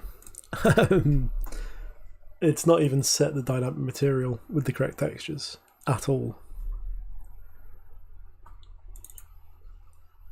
Interesting. Oh, I think I know what it's done. So in our set textures on dynamic material, we also need to pass in the count of how many textures we have, which we've never had to do because we just did all 12. But we need to set a scalar parameter value on the material. Oh, sorry, yeah, set scalar param,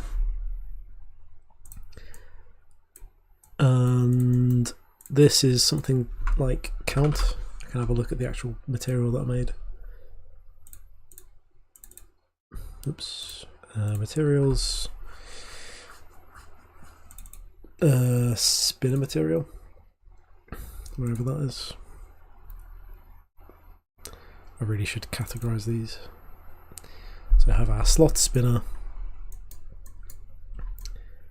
and we have our texture count, which is called num textures. So that's our parameter, num textures, and we can convert this to a float. So length is how many. Put that in the value. Maybe that'll fix it. Excuse me.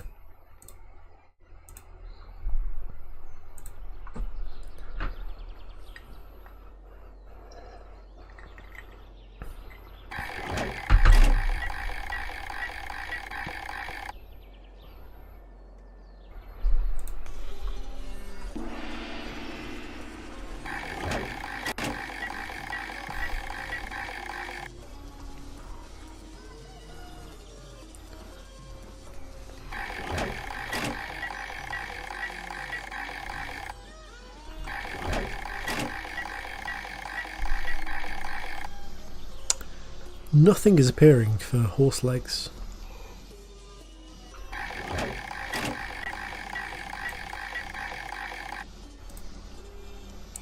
Yeah, all of the horse body parts are empty. So let's just have a look.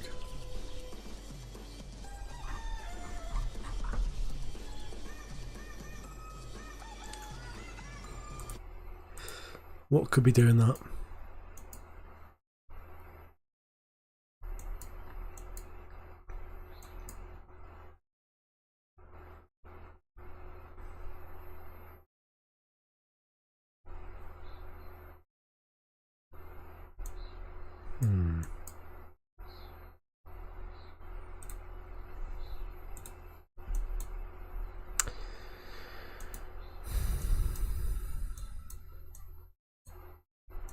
Oh, I don't need to do this in a for loop.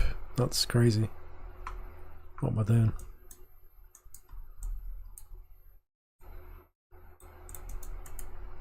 I said that once.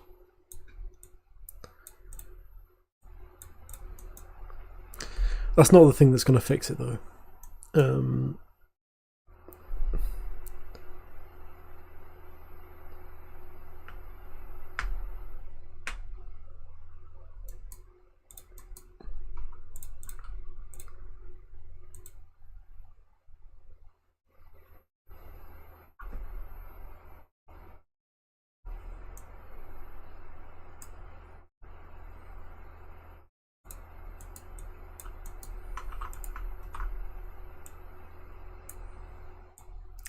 Make sure this is valid first,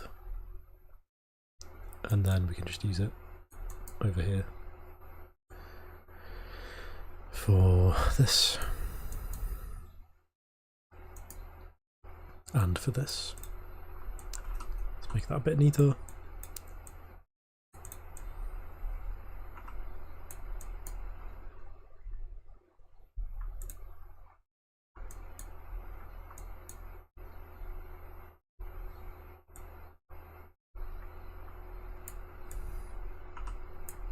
Okay.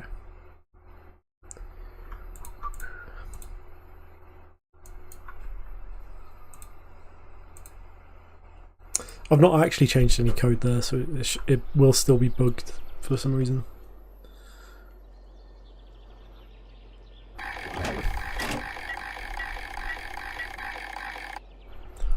So that is tiger, tiger, tiger.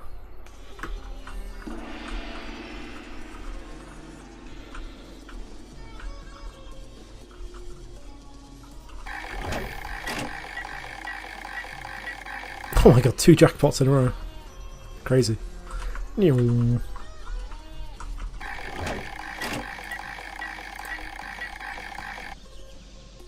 Yeah, horse is empty.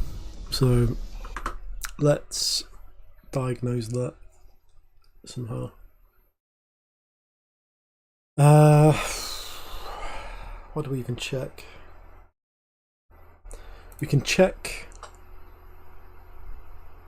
Oh, it's such an awkward thing to try and debug.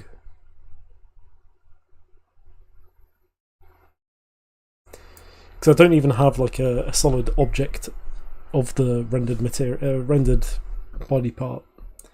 So it could either be the rendering process that's broken and just making a white square, or there is a white square for a different body part that's being used as the horse by accident.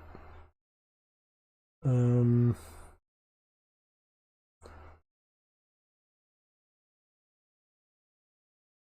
think that's the most likely.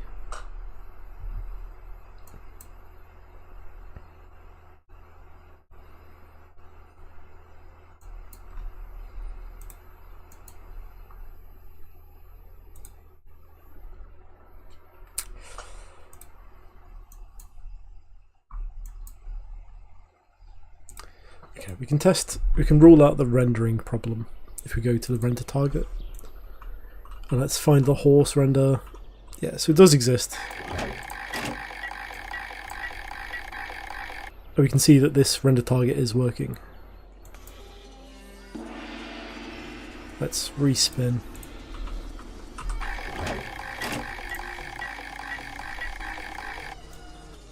But the legs still don't show up. So it's something to do with the logic we just changed. And all I've done now is added count to the num textures. Is it count -1? Is that what I need? I'm just going to try it just in case it works. Oops. Subtract 1. It's a bit of a shot in the dark, but this is the kind of thing that it would be.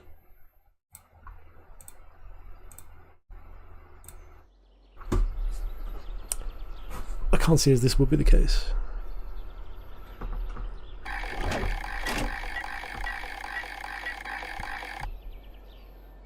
Nah, now it's missing tiger as well. So it might be the opposite way around.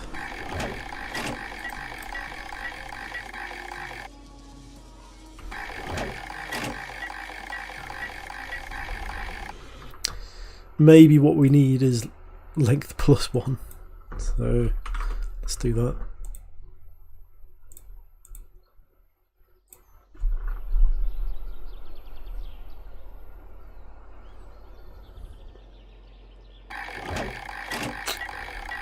Nope. Now it's just showing the default texture.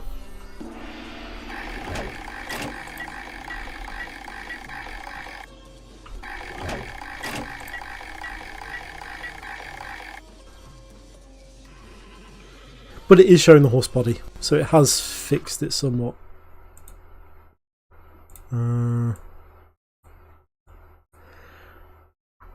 Is it something like...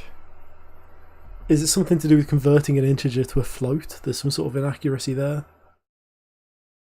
It might be that. Yeah, it might be something as frustrating as that. It might be... I don't know. That's really awkward if it is. This should be an integer and not a float, really. So the texture count, max between 1. Make that an int in the HLSL. Count is used here. It's using the float mod function because this is a float, but I think it still works with this as an integer input. And then at least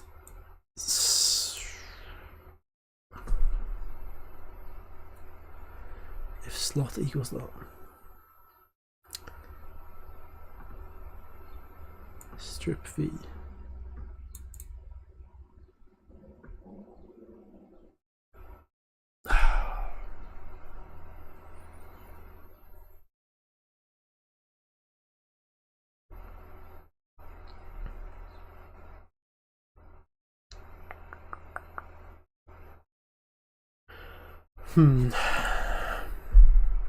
Let's see if this complains.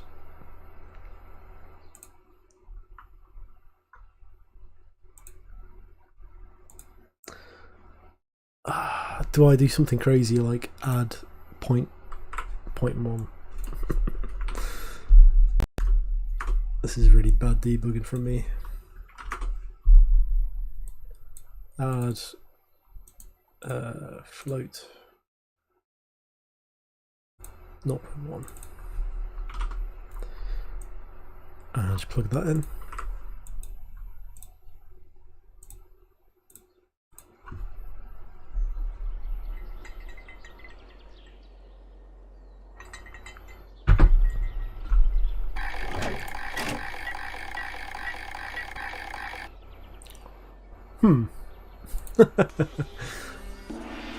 So that's not worked.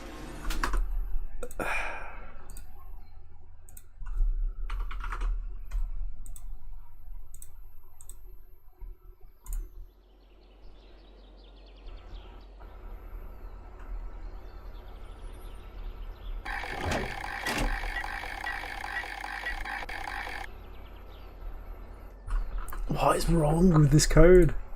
Why isn't it working?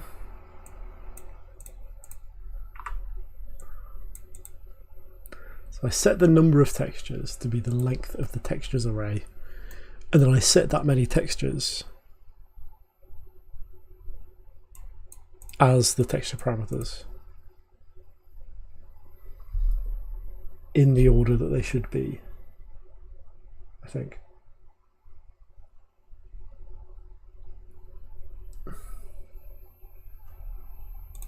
Let's just see the bit where we've... the thing is, the rest are fine. The ox and the tiger are fine. It's just the horse that's not.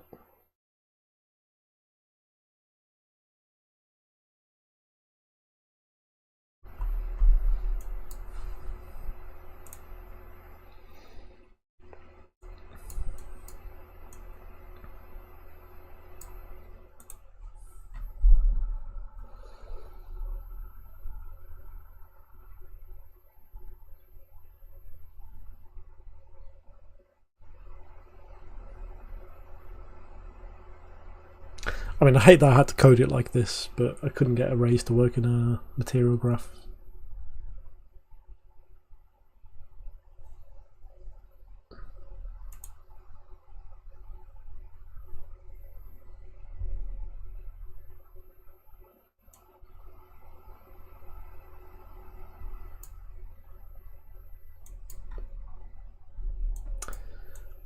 I wonder if there's a way to see the dynamic material and see the parameters that are set on it during runtime.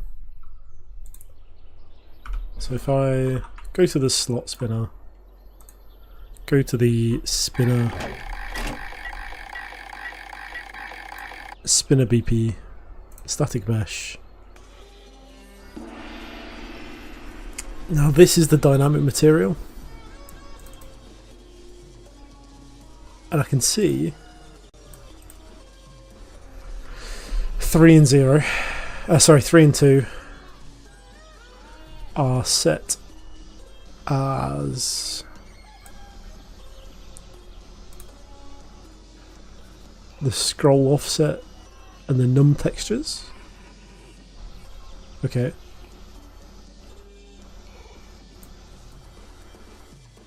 And then the textures are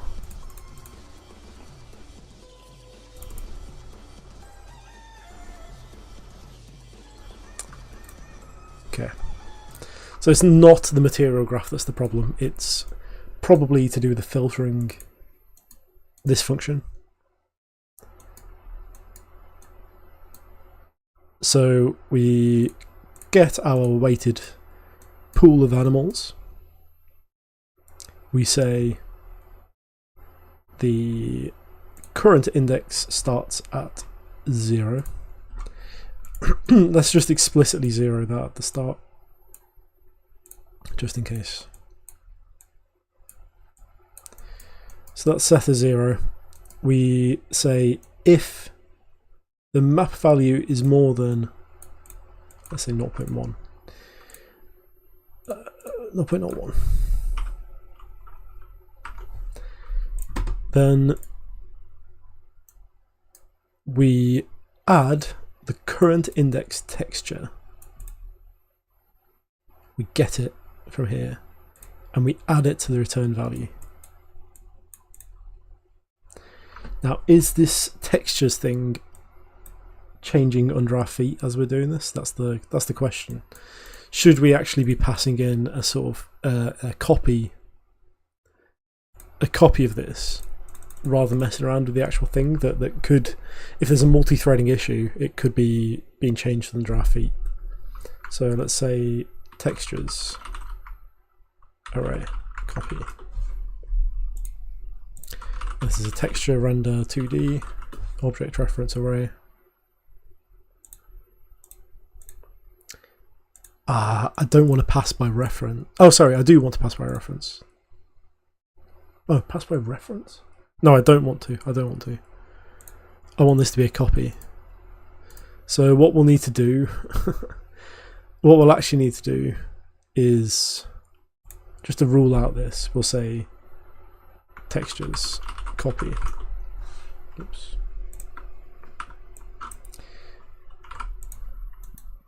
It's so hard to do in blueprints. And is there a way to copy to set this as that. But is this just setting the reference rather than the actual value?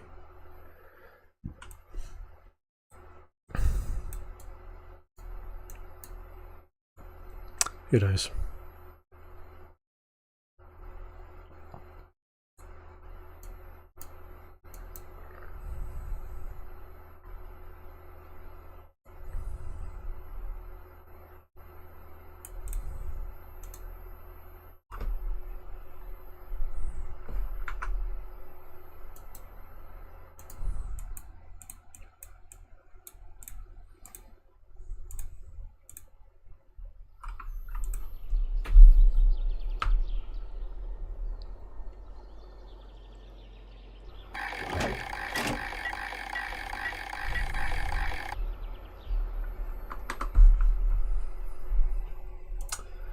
Oh, I didn't think I'd spend this long on this. It's not that important.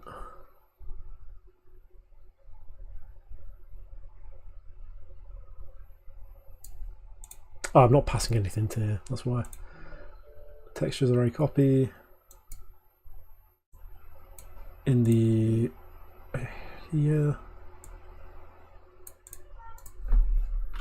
Pass in the textures. I actually don't need to do this, but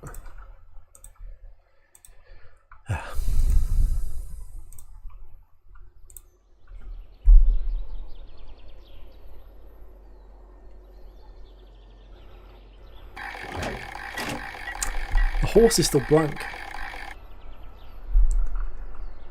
If you respin.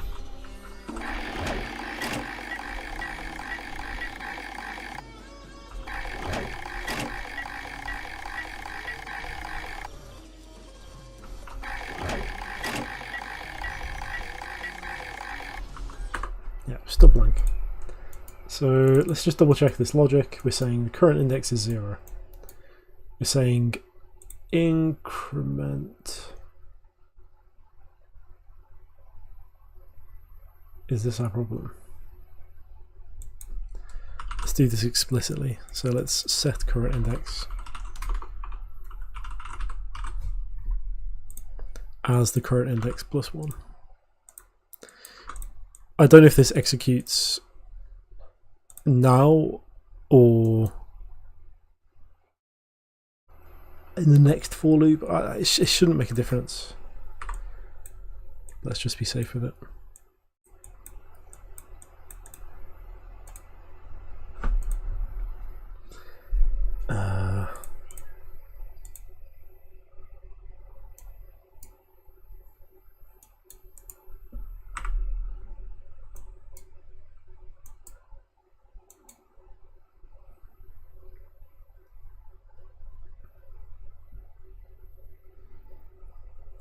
Okay, so if I come here and the first value is the rat, that's the 0th index in the textures array. So this will be set to 0, we'll add it to the return value, and then we'll increase the current index, and we'll carry on.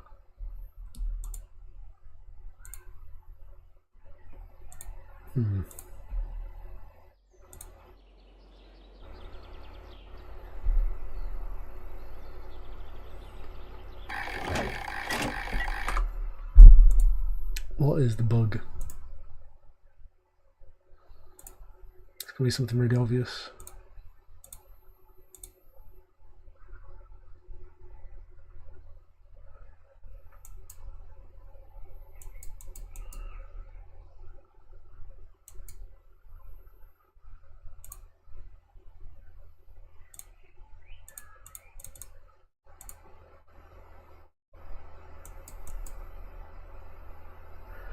So in here we have 12 textures. Can't see them. There are 12.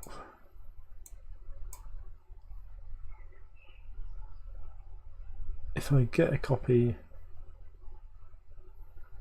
that is render target 0.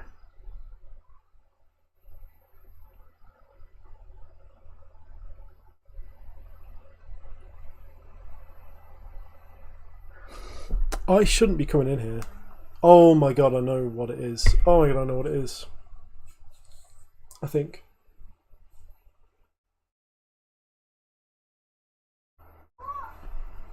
No, I don't. Oh my god, I do. Oh, such an idiot.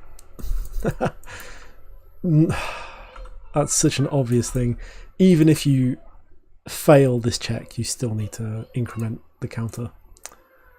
That's so silly. That'll just solve it. Ah, thank God for that. Okay, that's fixed. That took way longer than it should have.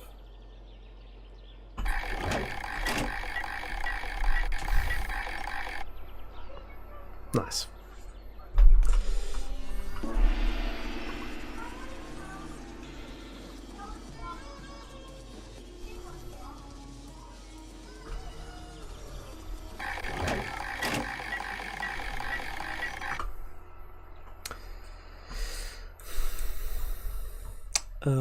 If Charlie does appear at some point, I do need help with the skeleton. I try to assign all of the skeletal meshes to have the same skeleton so that the procedural legs work without all these errors. But it's complaining about different armature names, so it can't merge the skeletons. It says there's missing bones. But these are all identical, just different names. So I'm not sure how to fix that. But until then, we'll just keep seeing that pop up and we'll just keep having to close it when we play the game. Right, so we've made the scrolling thing update. When does it update, out of interest? So when is this set textures on material called?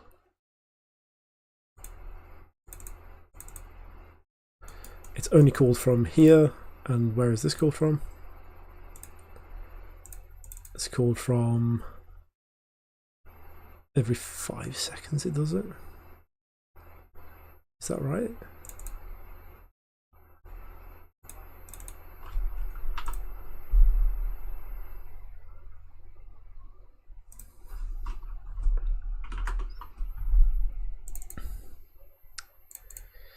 I want it to explicitly do it every time we cross a checkpoint.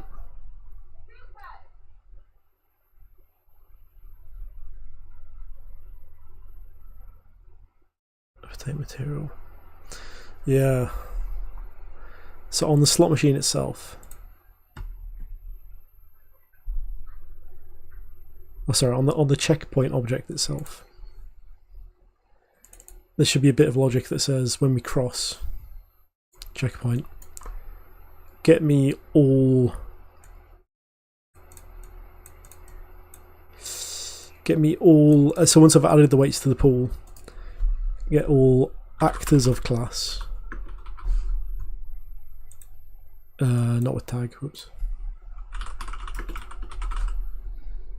all actors of class spinner, and for each of them I want to say update material. Update material or update material textures? Why are those two different? Update material textures, which does this, but update material does exactly the same thing. Fine. Let's turn this into a function and call it update spinner materials.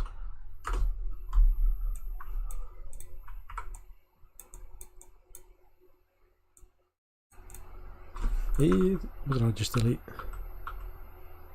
Yeah, that's fine.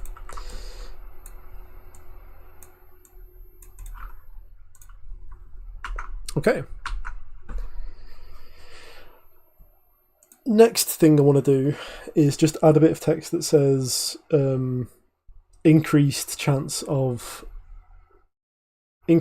spinning blah animal every time you cross the checkpoint that actually increases the chance. So let's create a little UI element. It'll be a widget blueprint, a user widget called WBP. You know what? Do we have like a central notification widget that every time you want to notify them of something, it sort of queues it up there and displays it all in one widget?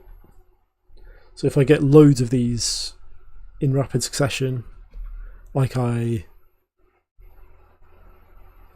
that ever happen? You know, I like that as a design though. It's always visible and you just update it when you need to and it'll show it for X number of seconds and then go away. I do like that.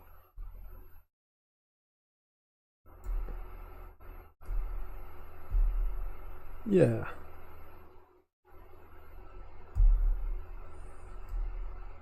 Yeah, let's do that. WBP notify. WBP notify? I don't know what to call it. Yeah, I'll do.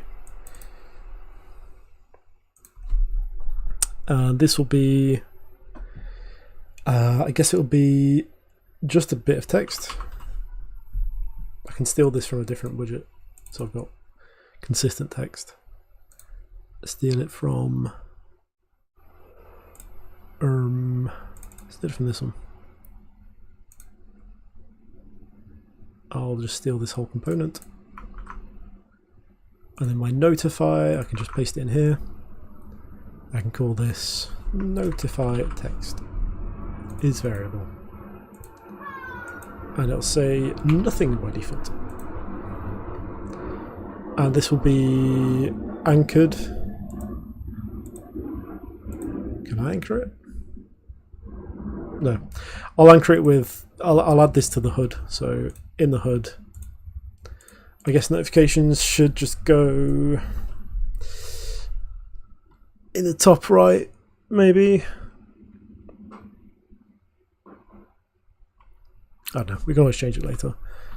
So we'll add a notify WBP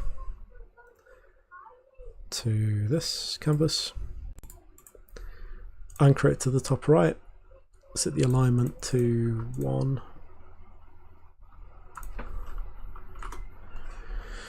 One zero, size to content, and we will position it positively by about that amount. Cool. Let's add some padding to it of about, I don't know, 10, 20. How much padding does this have?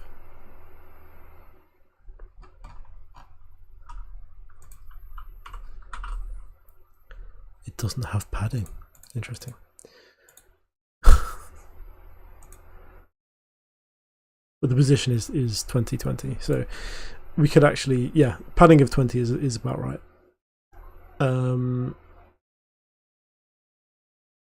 And let's have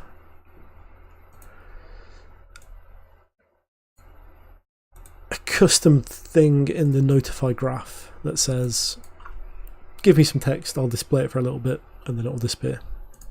So, custom event, add notify text. This will get our notify text. If get text empty. If text is empty, if text is not empty, then we'll add a new line if possible.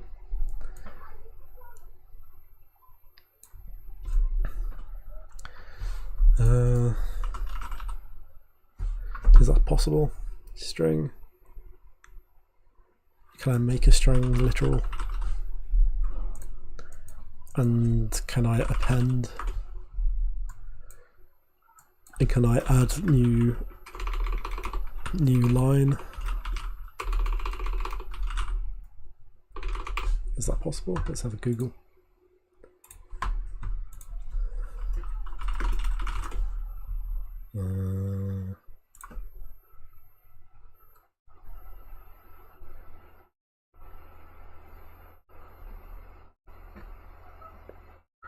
Shift and enter adds line breaks, apparently.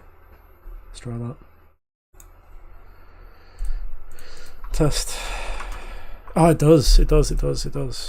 So I can just add line break. So get text, append.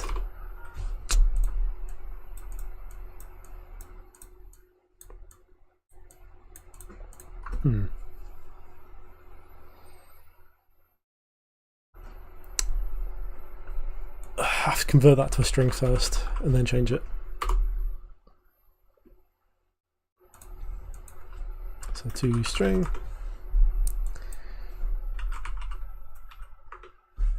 And it'll be the original notify text plus this, plus whatever else I need to add. So there'll be some new text.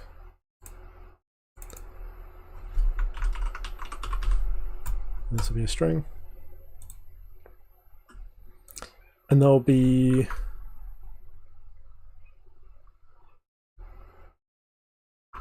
is this the right way of doing it? What I'm actually thinking of doing is spawning one of these notify widget blueprints on the HUD every time we add a new bit of text. It's probably the best way of doing it.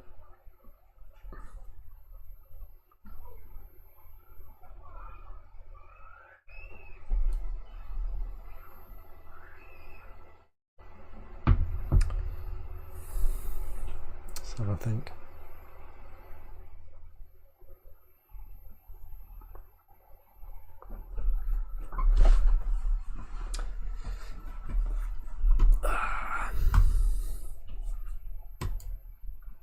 Yeah. We'll do that. We'll add a vertical box.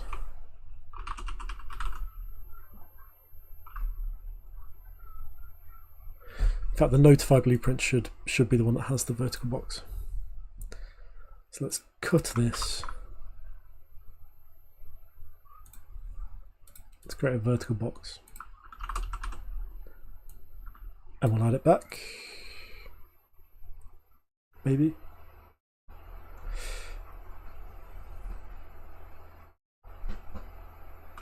Oh man, how do we structure this? I just want a bit of text that says it. Maybe doesn't matter that we can see multiple updates at the same time. I think I'm trying to make it too general, and it will require a bit more work to make it look nice. I think what I'm going to do is just display it in the middle of the screen.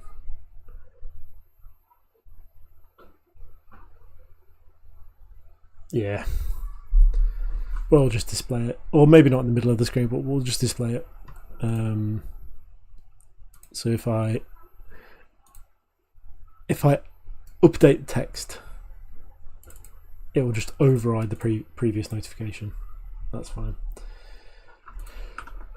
So let's make this update notify text. So then we're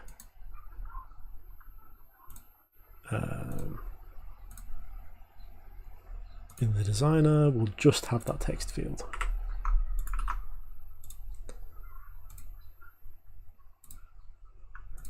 So then in the graph, we can say get our notify text, set the text. Ignore all this logic. We'll just set the text to be this.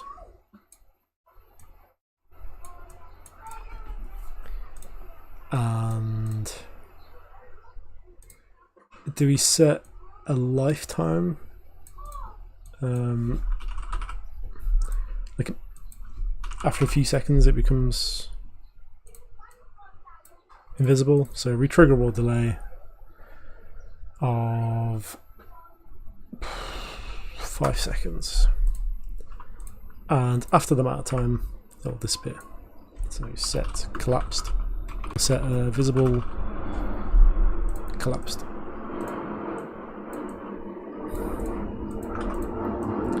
And the first thing that we do here is we want to make it visible.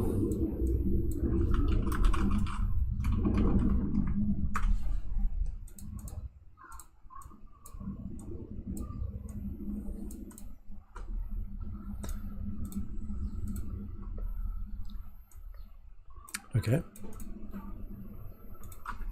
So we've updated our notify text, retriggerable delay, where it disappears after 5 seconds. And then in our checkpoint, if this is not empty,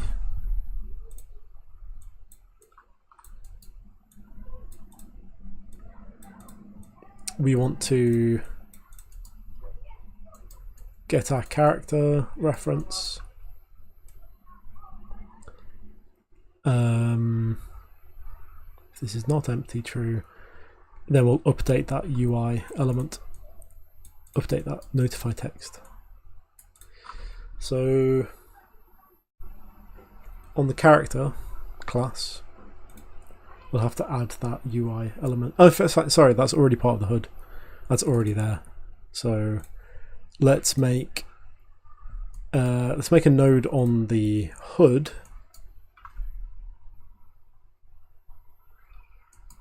called set update notify text, and that will just get our notify blueprint and do update notify text, and then we'll do the same thing on the character blueprint as well. So in our characters, we'll just have a function that says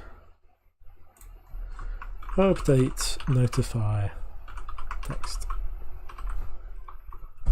which gets the HUD reference, make sure it's valid first, and we'll do update notify text. And all of these need to pass in the text itself, which I've done as a string. Might as well keep it like that. This is a string, new text. This is a string, new text.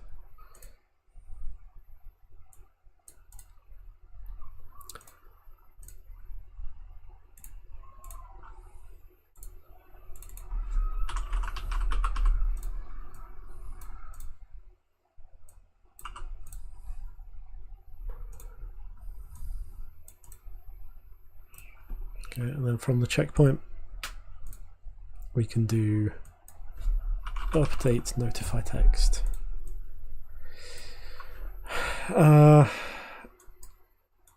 Actually, what I'm going to do, update notify text.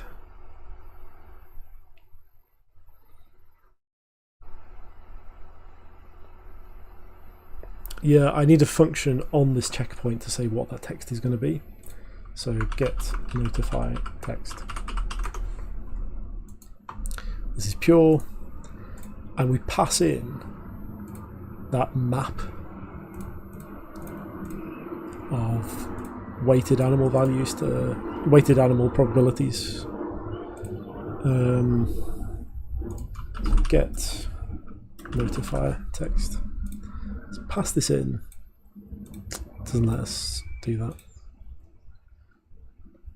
So we want the input to be an e-animal.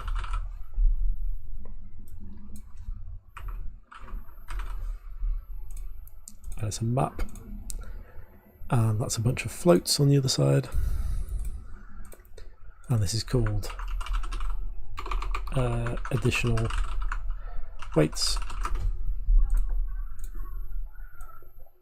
Pass this in, and the output will be a string.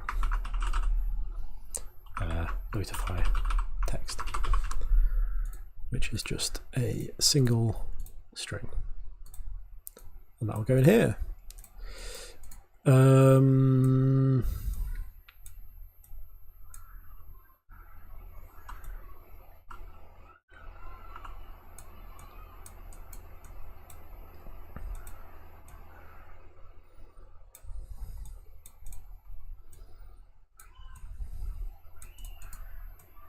Okay.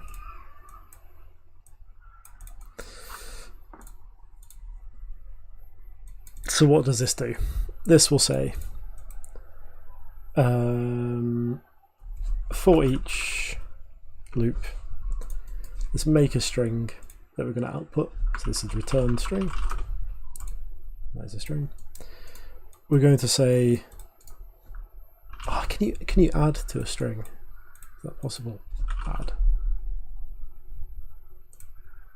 No, append.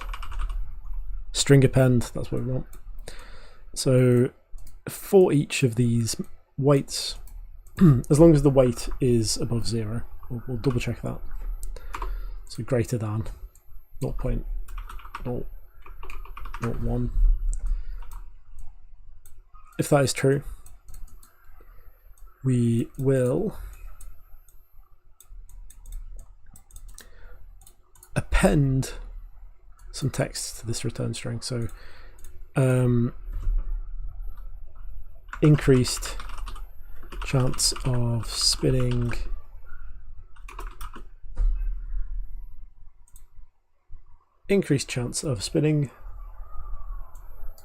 and it's the name of this, so enum to name. We've increased the chance of spinning that, and we want to set the return string to be that new value. What we also want to do is say, if this is not empty, is empty. If this is not empty, we first want to append a new line.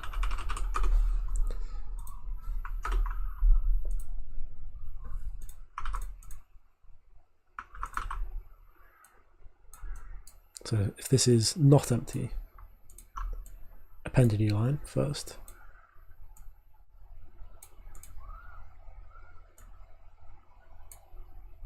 This is a bit messy.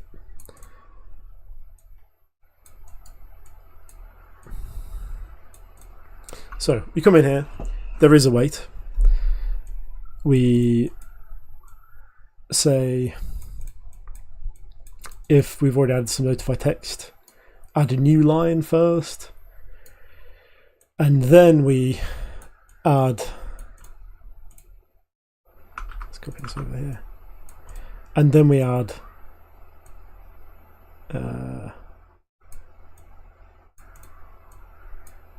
if this is not empty, add a new line. In either case, we add this new text. And finally, we return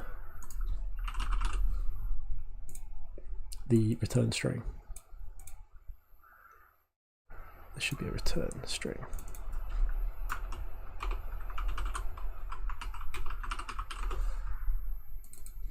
Text.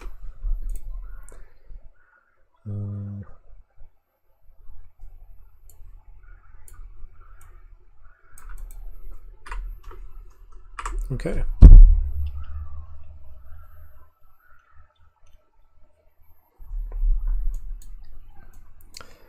So how's this looking?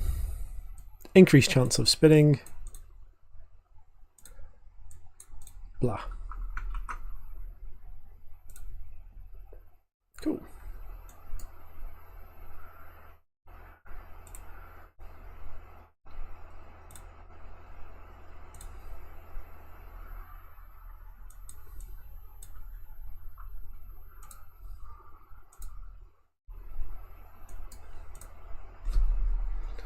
So we update notify text, and that should just go straight through to the HUD.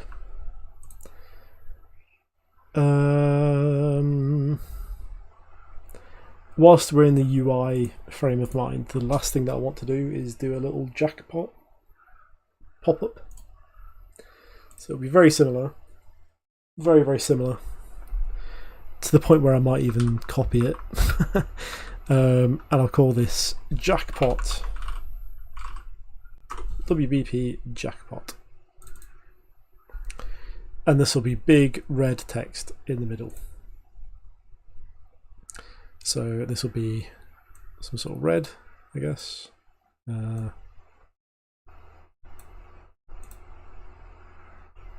It'll be huge. It'll be size 50. It'll have a 3 outline. And the text will say jackpot. 3 exclamation marks. Is that too bad? What does it normally look like on a slot machine?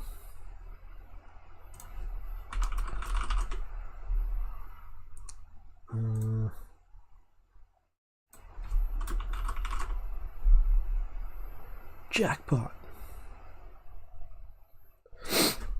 Okay, no exclamation marks.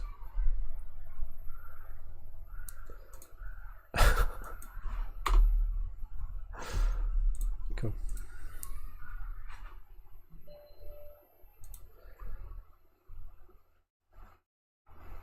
And that seems okay. I'll increase the spacing a little bit, maybe. Maybe I'll make it even bigger. I'll make it size 70.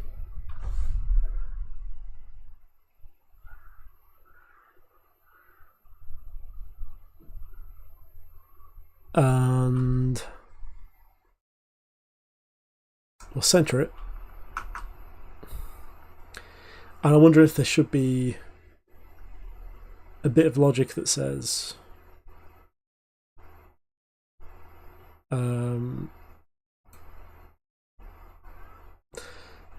instead of update notify text like the other one, this will say show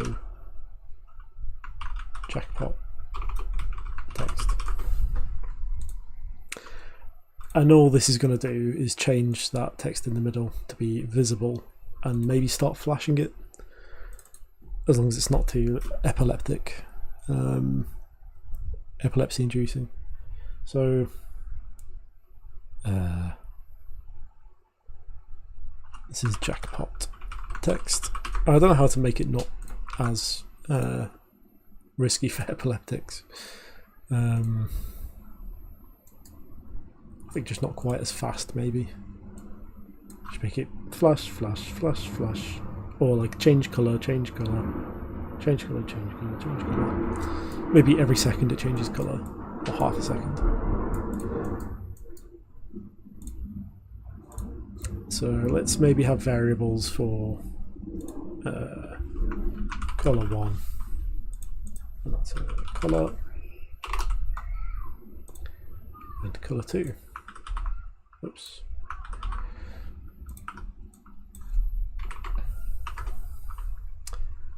And this colour will be the red. And the other colour will be the yellow. This will be this. And the other one will be this yellow.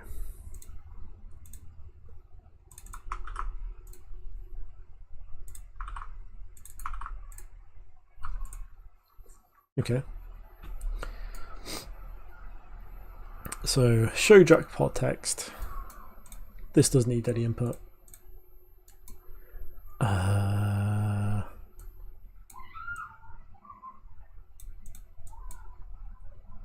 What I might do, can this spawn sound? 2D. And can this play a jackpot sound?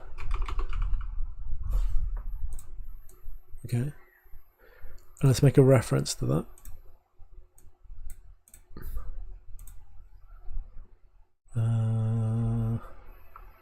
This is jackpot sound ref. And let's make a custom event for stop jackpot. And what this will do will take the sound ref, and if it's valid, it will stop.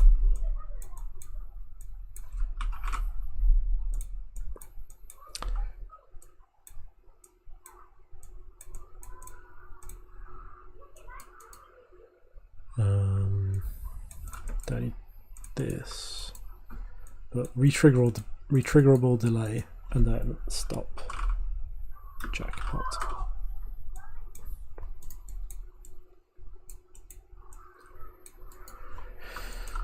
Don't need to set any text, just changing the visibility, and then I think on tick it'll update the color. I think you can always do that, so let's do a set timer by event, and it will say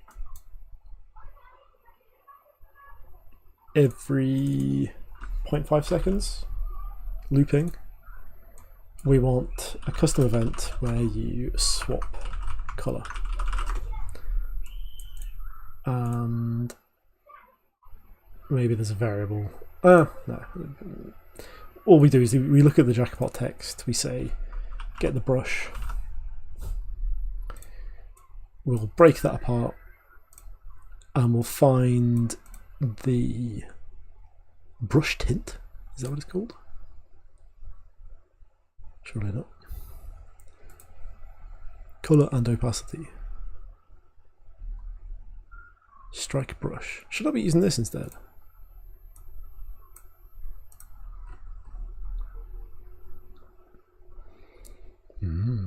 Color and opacity. Ah, no way. Get color and opacity. I think I've been using the wrong thing. Never mind. And then we also want to set color and opacity.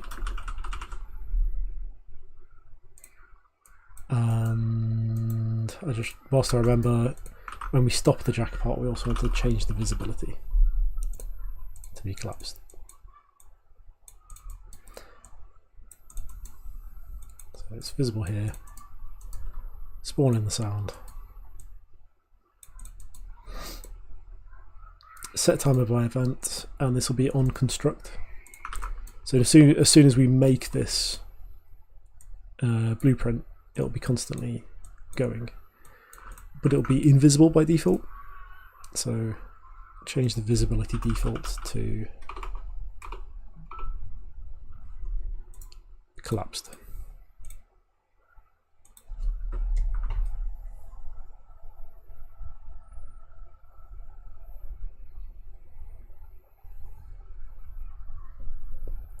One second.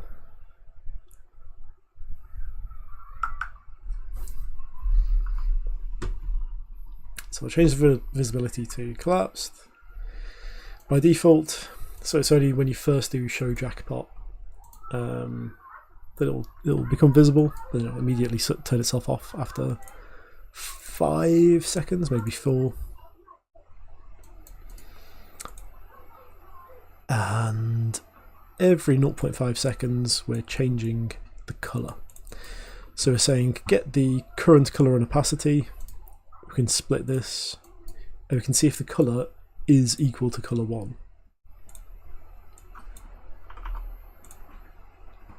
Oh. Can you do an equal on color? Do I have to split this even further? Oh, jeez. What is this? Are these the same type?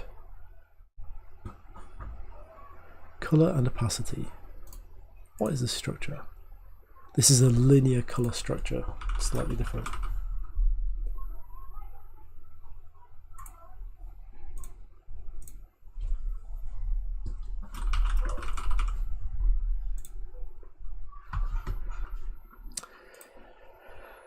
Okay,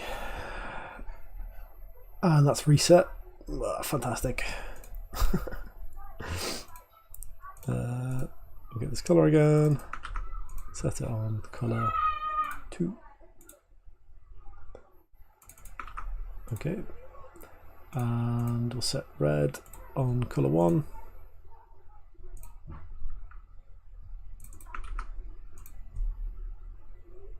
Color 1, set it to this color. Okay, and then I guess we've got to say if this color, can I do an equals? Nearly equal linear color. Okay, if the linear color is nearly equal, let's recombine these structs. If it's nearly equal to the current color, then make it color 2.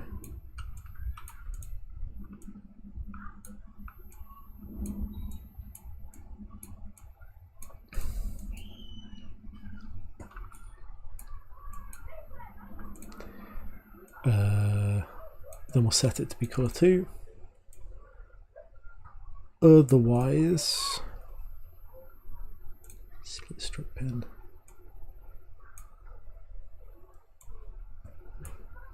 Otherwise, we'll set it to color 1. So we'll just duplicate this.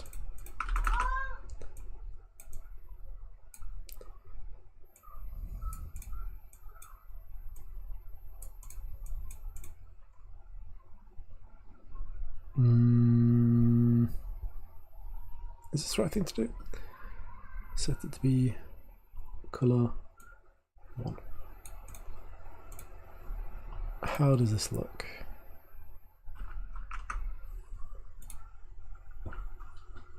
So we need to try and emulate getting a jackpot now. Oh, sorry, we need to plug the code in the first place. So we've got this timer by event doing this in a loop, changing the color every so often.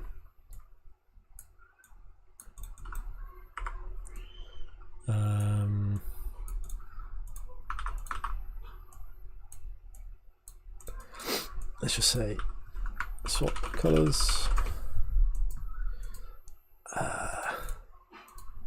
Okay, and then we've got the jackpot stuff, showing and hiding it. So then from the HUD, we need to add a jackpot widget. WBP jackpot, add that to the canvas, put it right in the center. So anchor it to the center, make the alignment 0.5, 0.5. Zero it out in the center. Sized content, that should be in the front. And then all we need is, again, a little custom event on the event graph to say, or a little function to say show jackpot text. And all that does is gets our jackpot widget and says show jackpot text. And then we go back to the character reference and we'll do exactly the same here. A little function that says show jackpot text. What is it that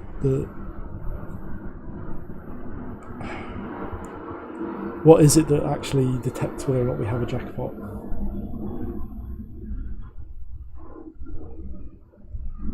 When do we do this? It's whenever we update the UI to show that there is a jackpot ability available. So show jackpot text.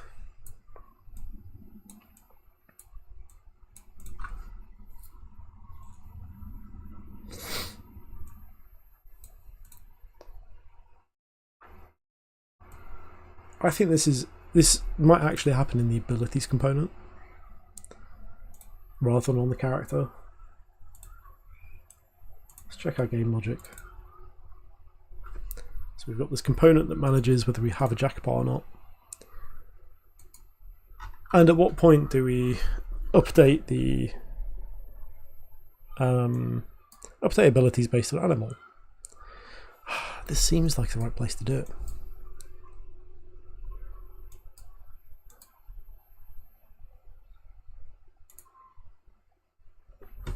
I just remember we need to reset our lateral air friction in the defaults.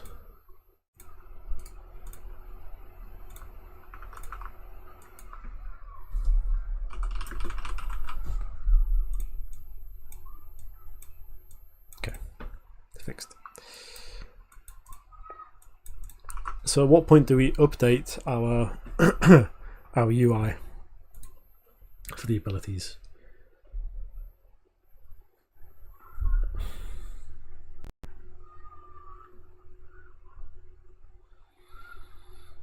Update HUD, is that what it does?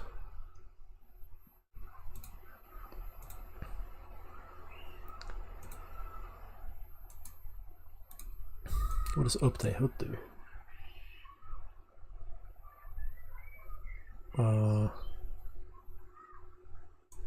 I do not know.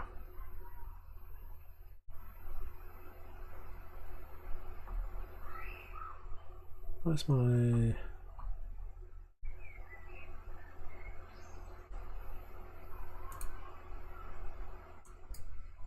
Update all.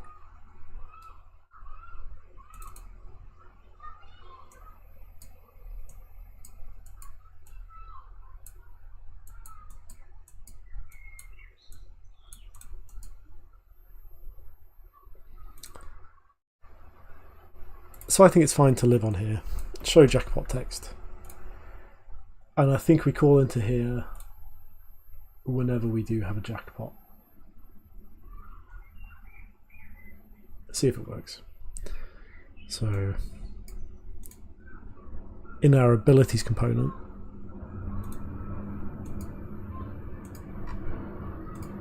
whenever we see that we do have a jackpot, update abilities based on animal, and then from our character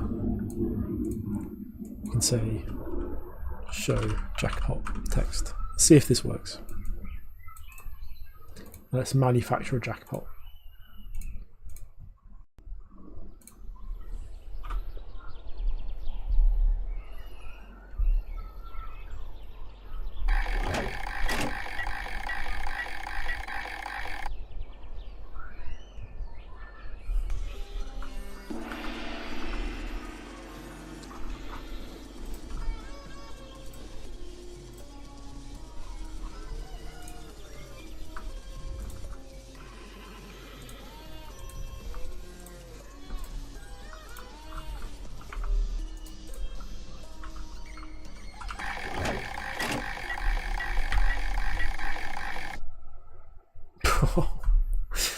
Okay, cool. Infinite loop detected. Good testing. Ah!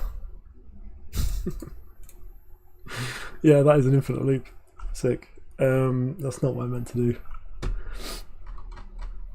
We want to get the HUD ref and show jackpot text. So I shouldn't name your functions exactly the same. Just make sure this is doing the right thing as well. That's fine.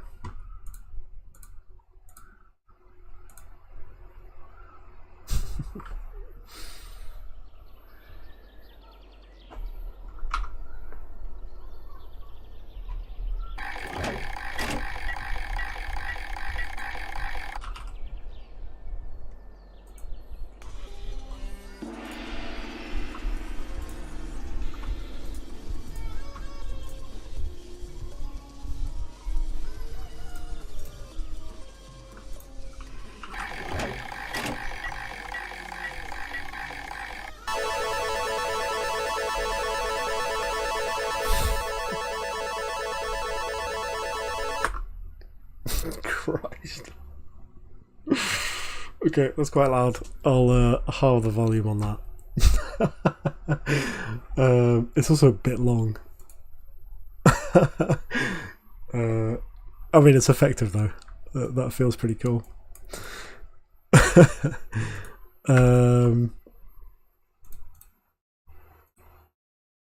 Right. That was very loud. Let's get the audio. Get the audio. Turn it down to 0.5 or 0.6.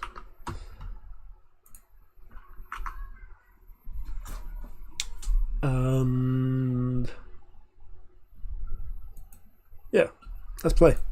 Let's have a go. I think that's the last thing I'm going to do for now. Let's look at our to-do list.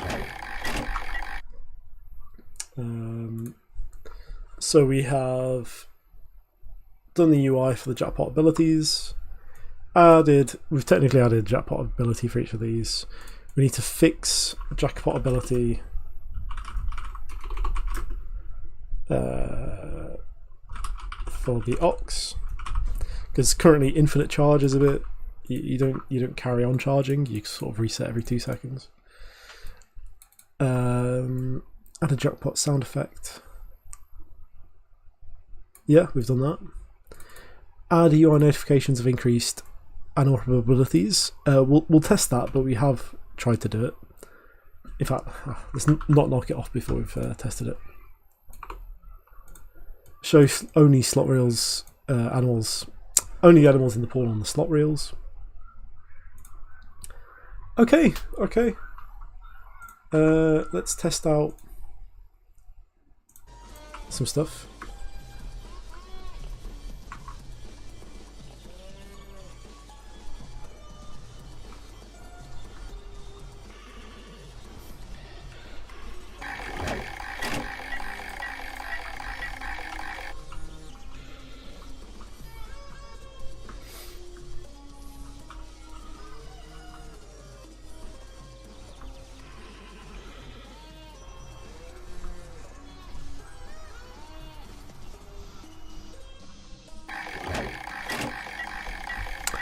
Increased chance for spinning, eat animal, rabbit. Okay, we can't have that. I also think that should just be in the center of the screen, maybe. So let's change that. So on the HUD, on the designer, we can set the location of the notify to be maybe just below where the jackpot would be. So maybe we do anchor it in the center. Set it to 0, 0. Set the alignment to 0.5, 0.5. And decrease the Y position to about there.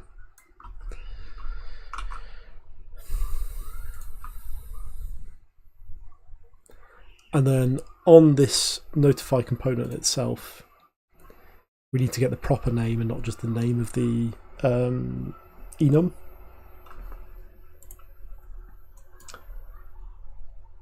So at the moment, where we get this text is at the checkpoint. So get notify text in here. This needs to be like get display name for this. Enum. Is there a display name?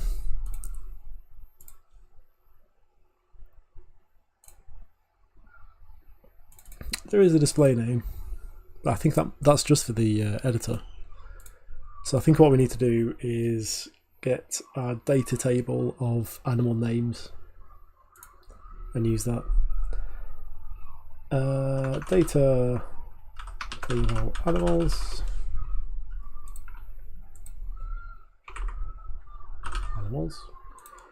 And that's a data table type. It's an object reference.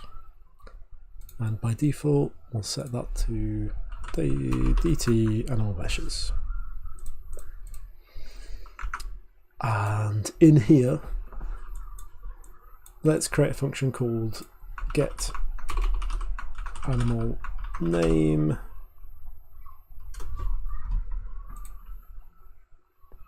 for an e-animal. So given an animal, we'll output a string, which is its name. And to do that, we'll get the data table we'll get the rows, row names. We'll loop through all the row names and we'll see which one. So get the table row, get data table row for this given name, and depending on this row, oops, break it into a S animal meshes. We'll see if this enum is the same as the animal we passed in at the start. So we'll do a get animal. Is it an equal enum? If so, we'll return the name, animal display name.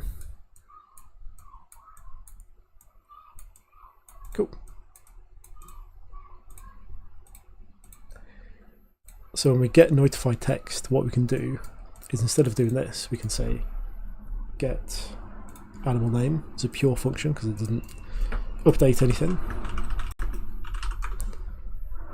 Pass in the animal enum, and we'll pass this into here. So now that should show the correct text.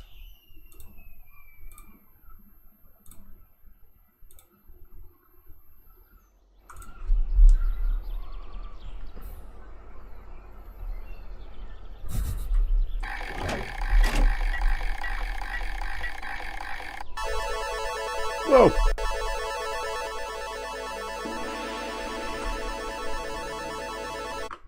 Well, it's playing that sound multiple times. Why is it doing that? Why is it doing that? In the jackpot HUD, to avoid that, I mean, there's probably some deeper problem why it's doing that. It's probably calling into this multiple times for some reason. What I'm going to do is, if this jackpot sound is already playing,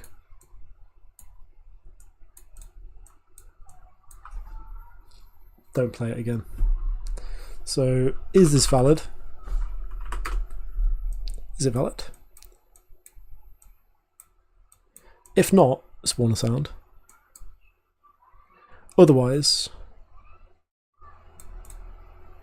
we'll just play a sound.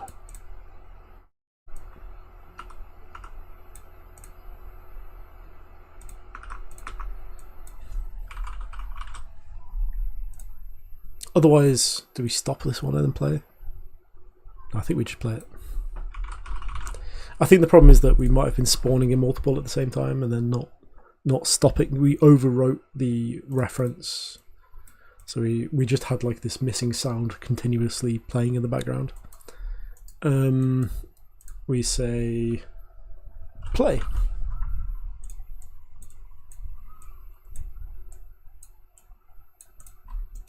Alrighty.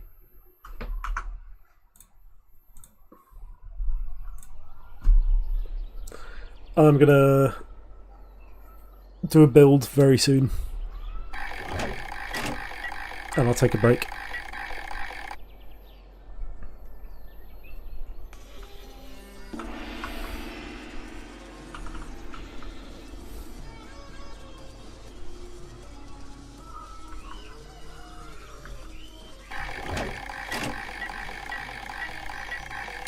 Increased chance for spinning rabbit.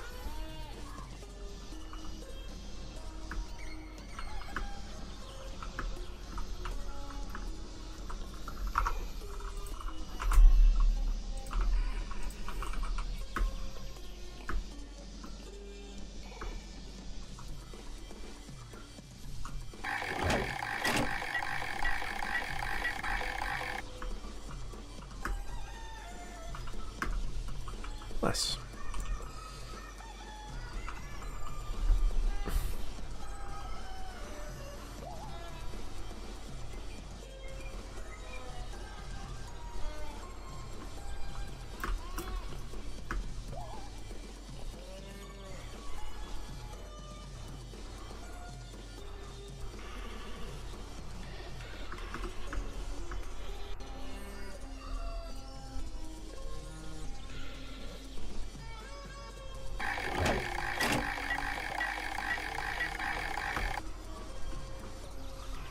increased chance of spinning dragon. That's exciting.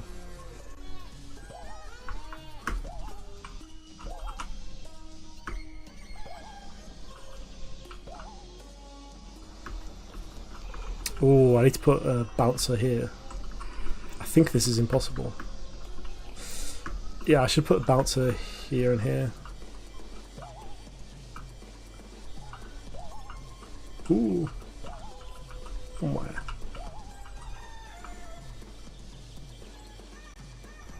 Ah. No. Okay.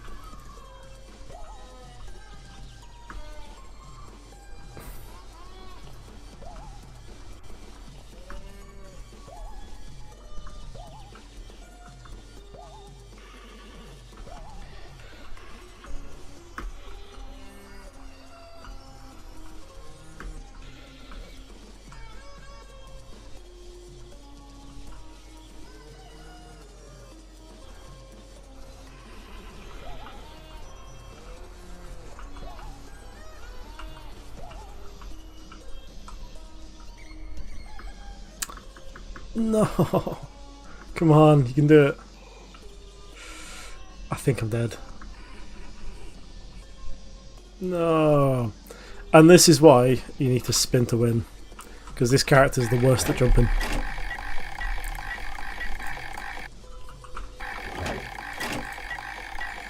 Ooh, pretty good, pretty good. 2 dragon parts is crazy.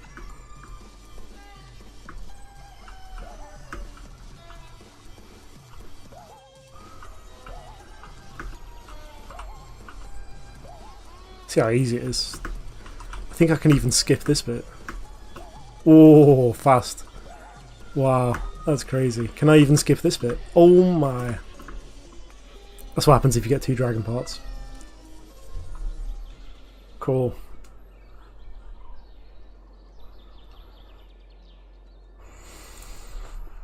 Alright.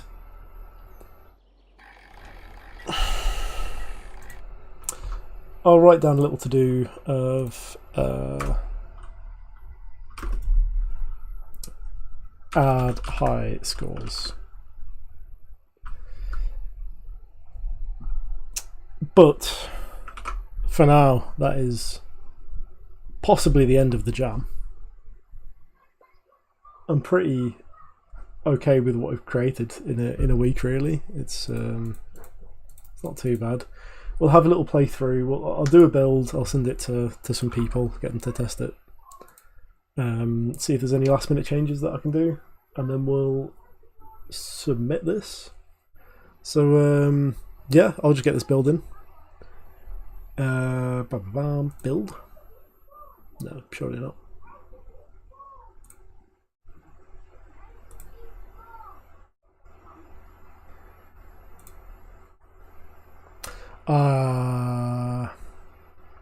Yeah, I'll do a build. I can always re-landscape or add extra bouncers in later. How do I do a build again? Platform. Where am I looking? Package project. To Windows. This is development. I think I'll package it like that. I'll put it into a build folder.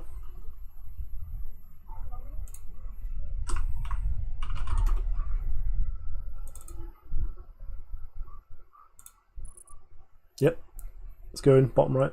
Yeah, I can't see it because of my camera, but it says packaging project for Windows. Right, I'll turn off the stream. I think I'll go have a break while that's building, and I'll send it to multiple people. Let me know if you want me to send a copy of this build to you, so you can have a little go. See if there's any feedback. It could be really obvious stuff like, oh, you need to put the buttons on the screen of how to control it, or don't know. Anything really? Yeah, cool. I'll catch you later. I might stream submitting the project just as a celebration. So yeah, okay. Thanks for watching. I'll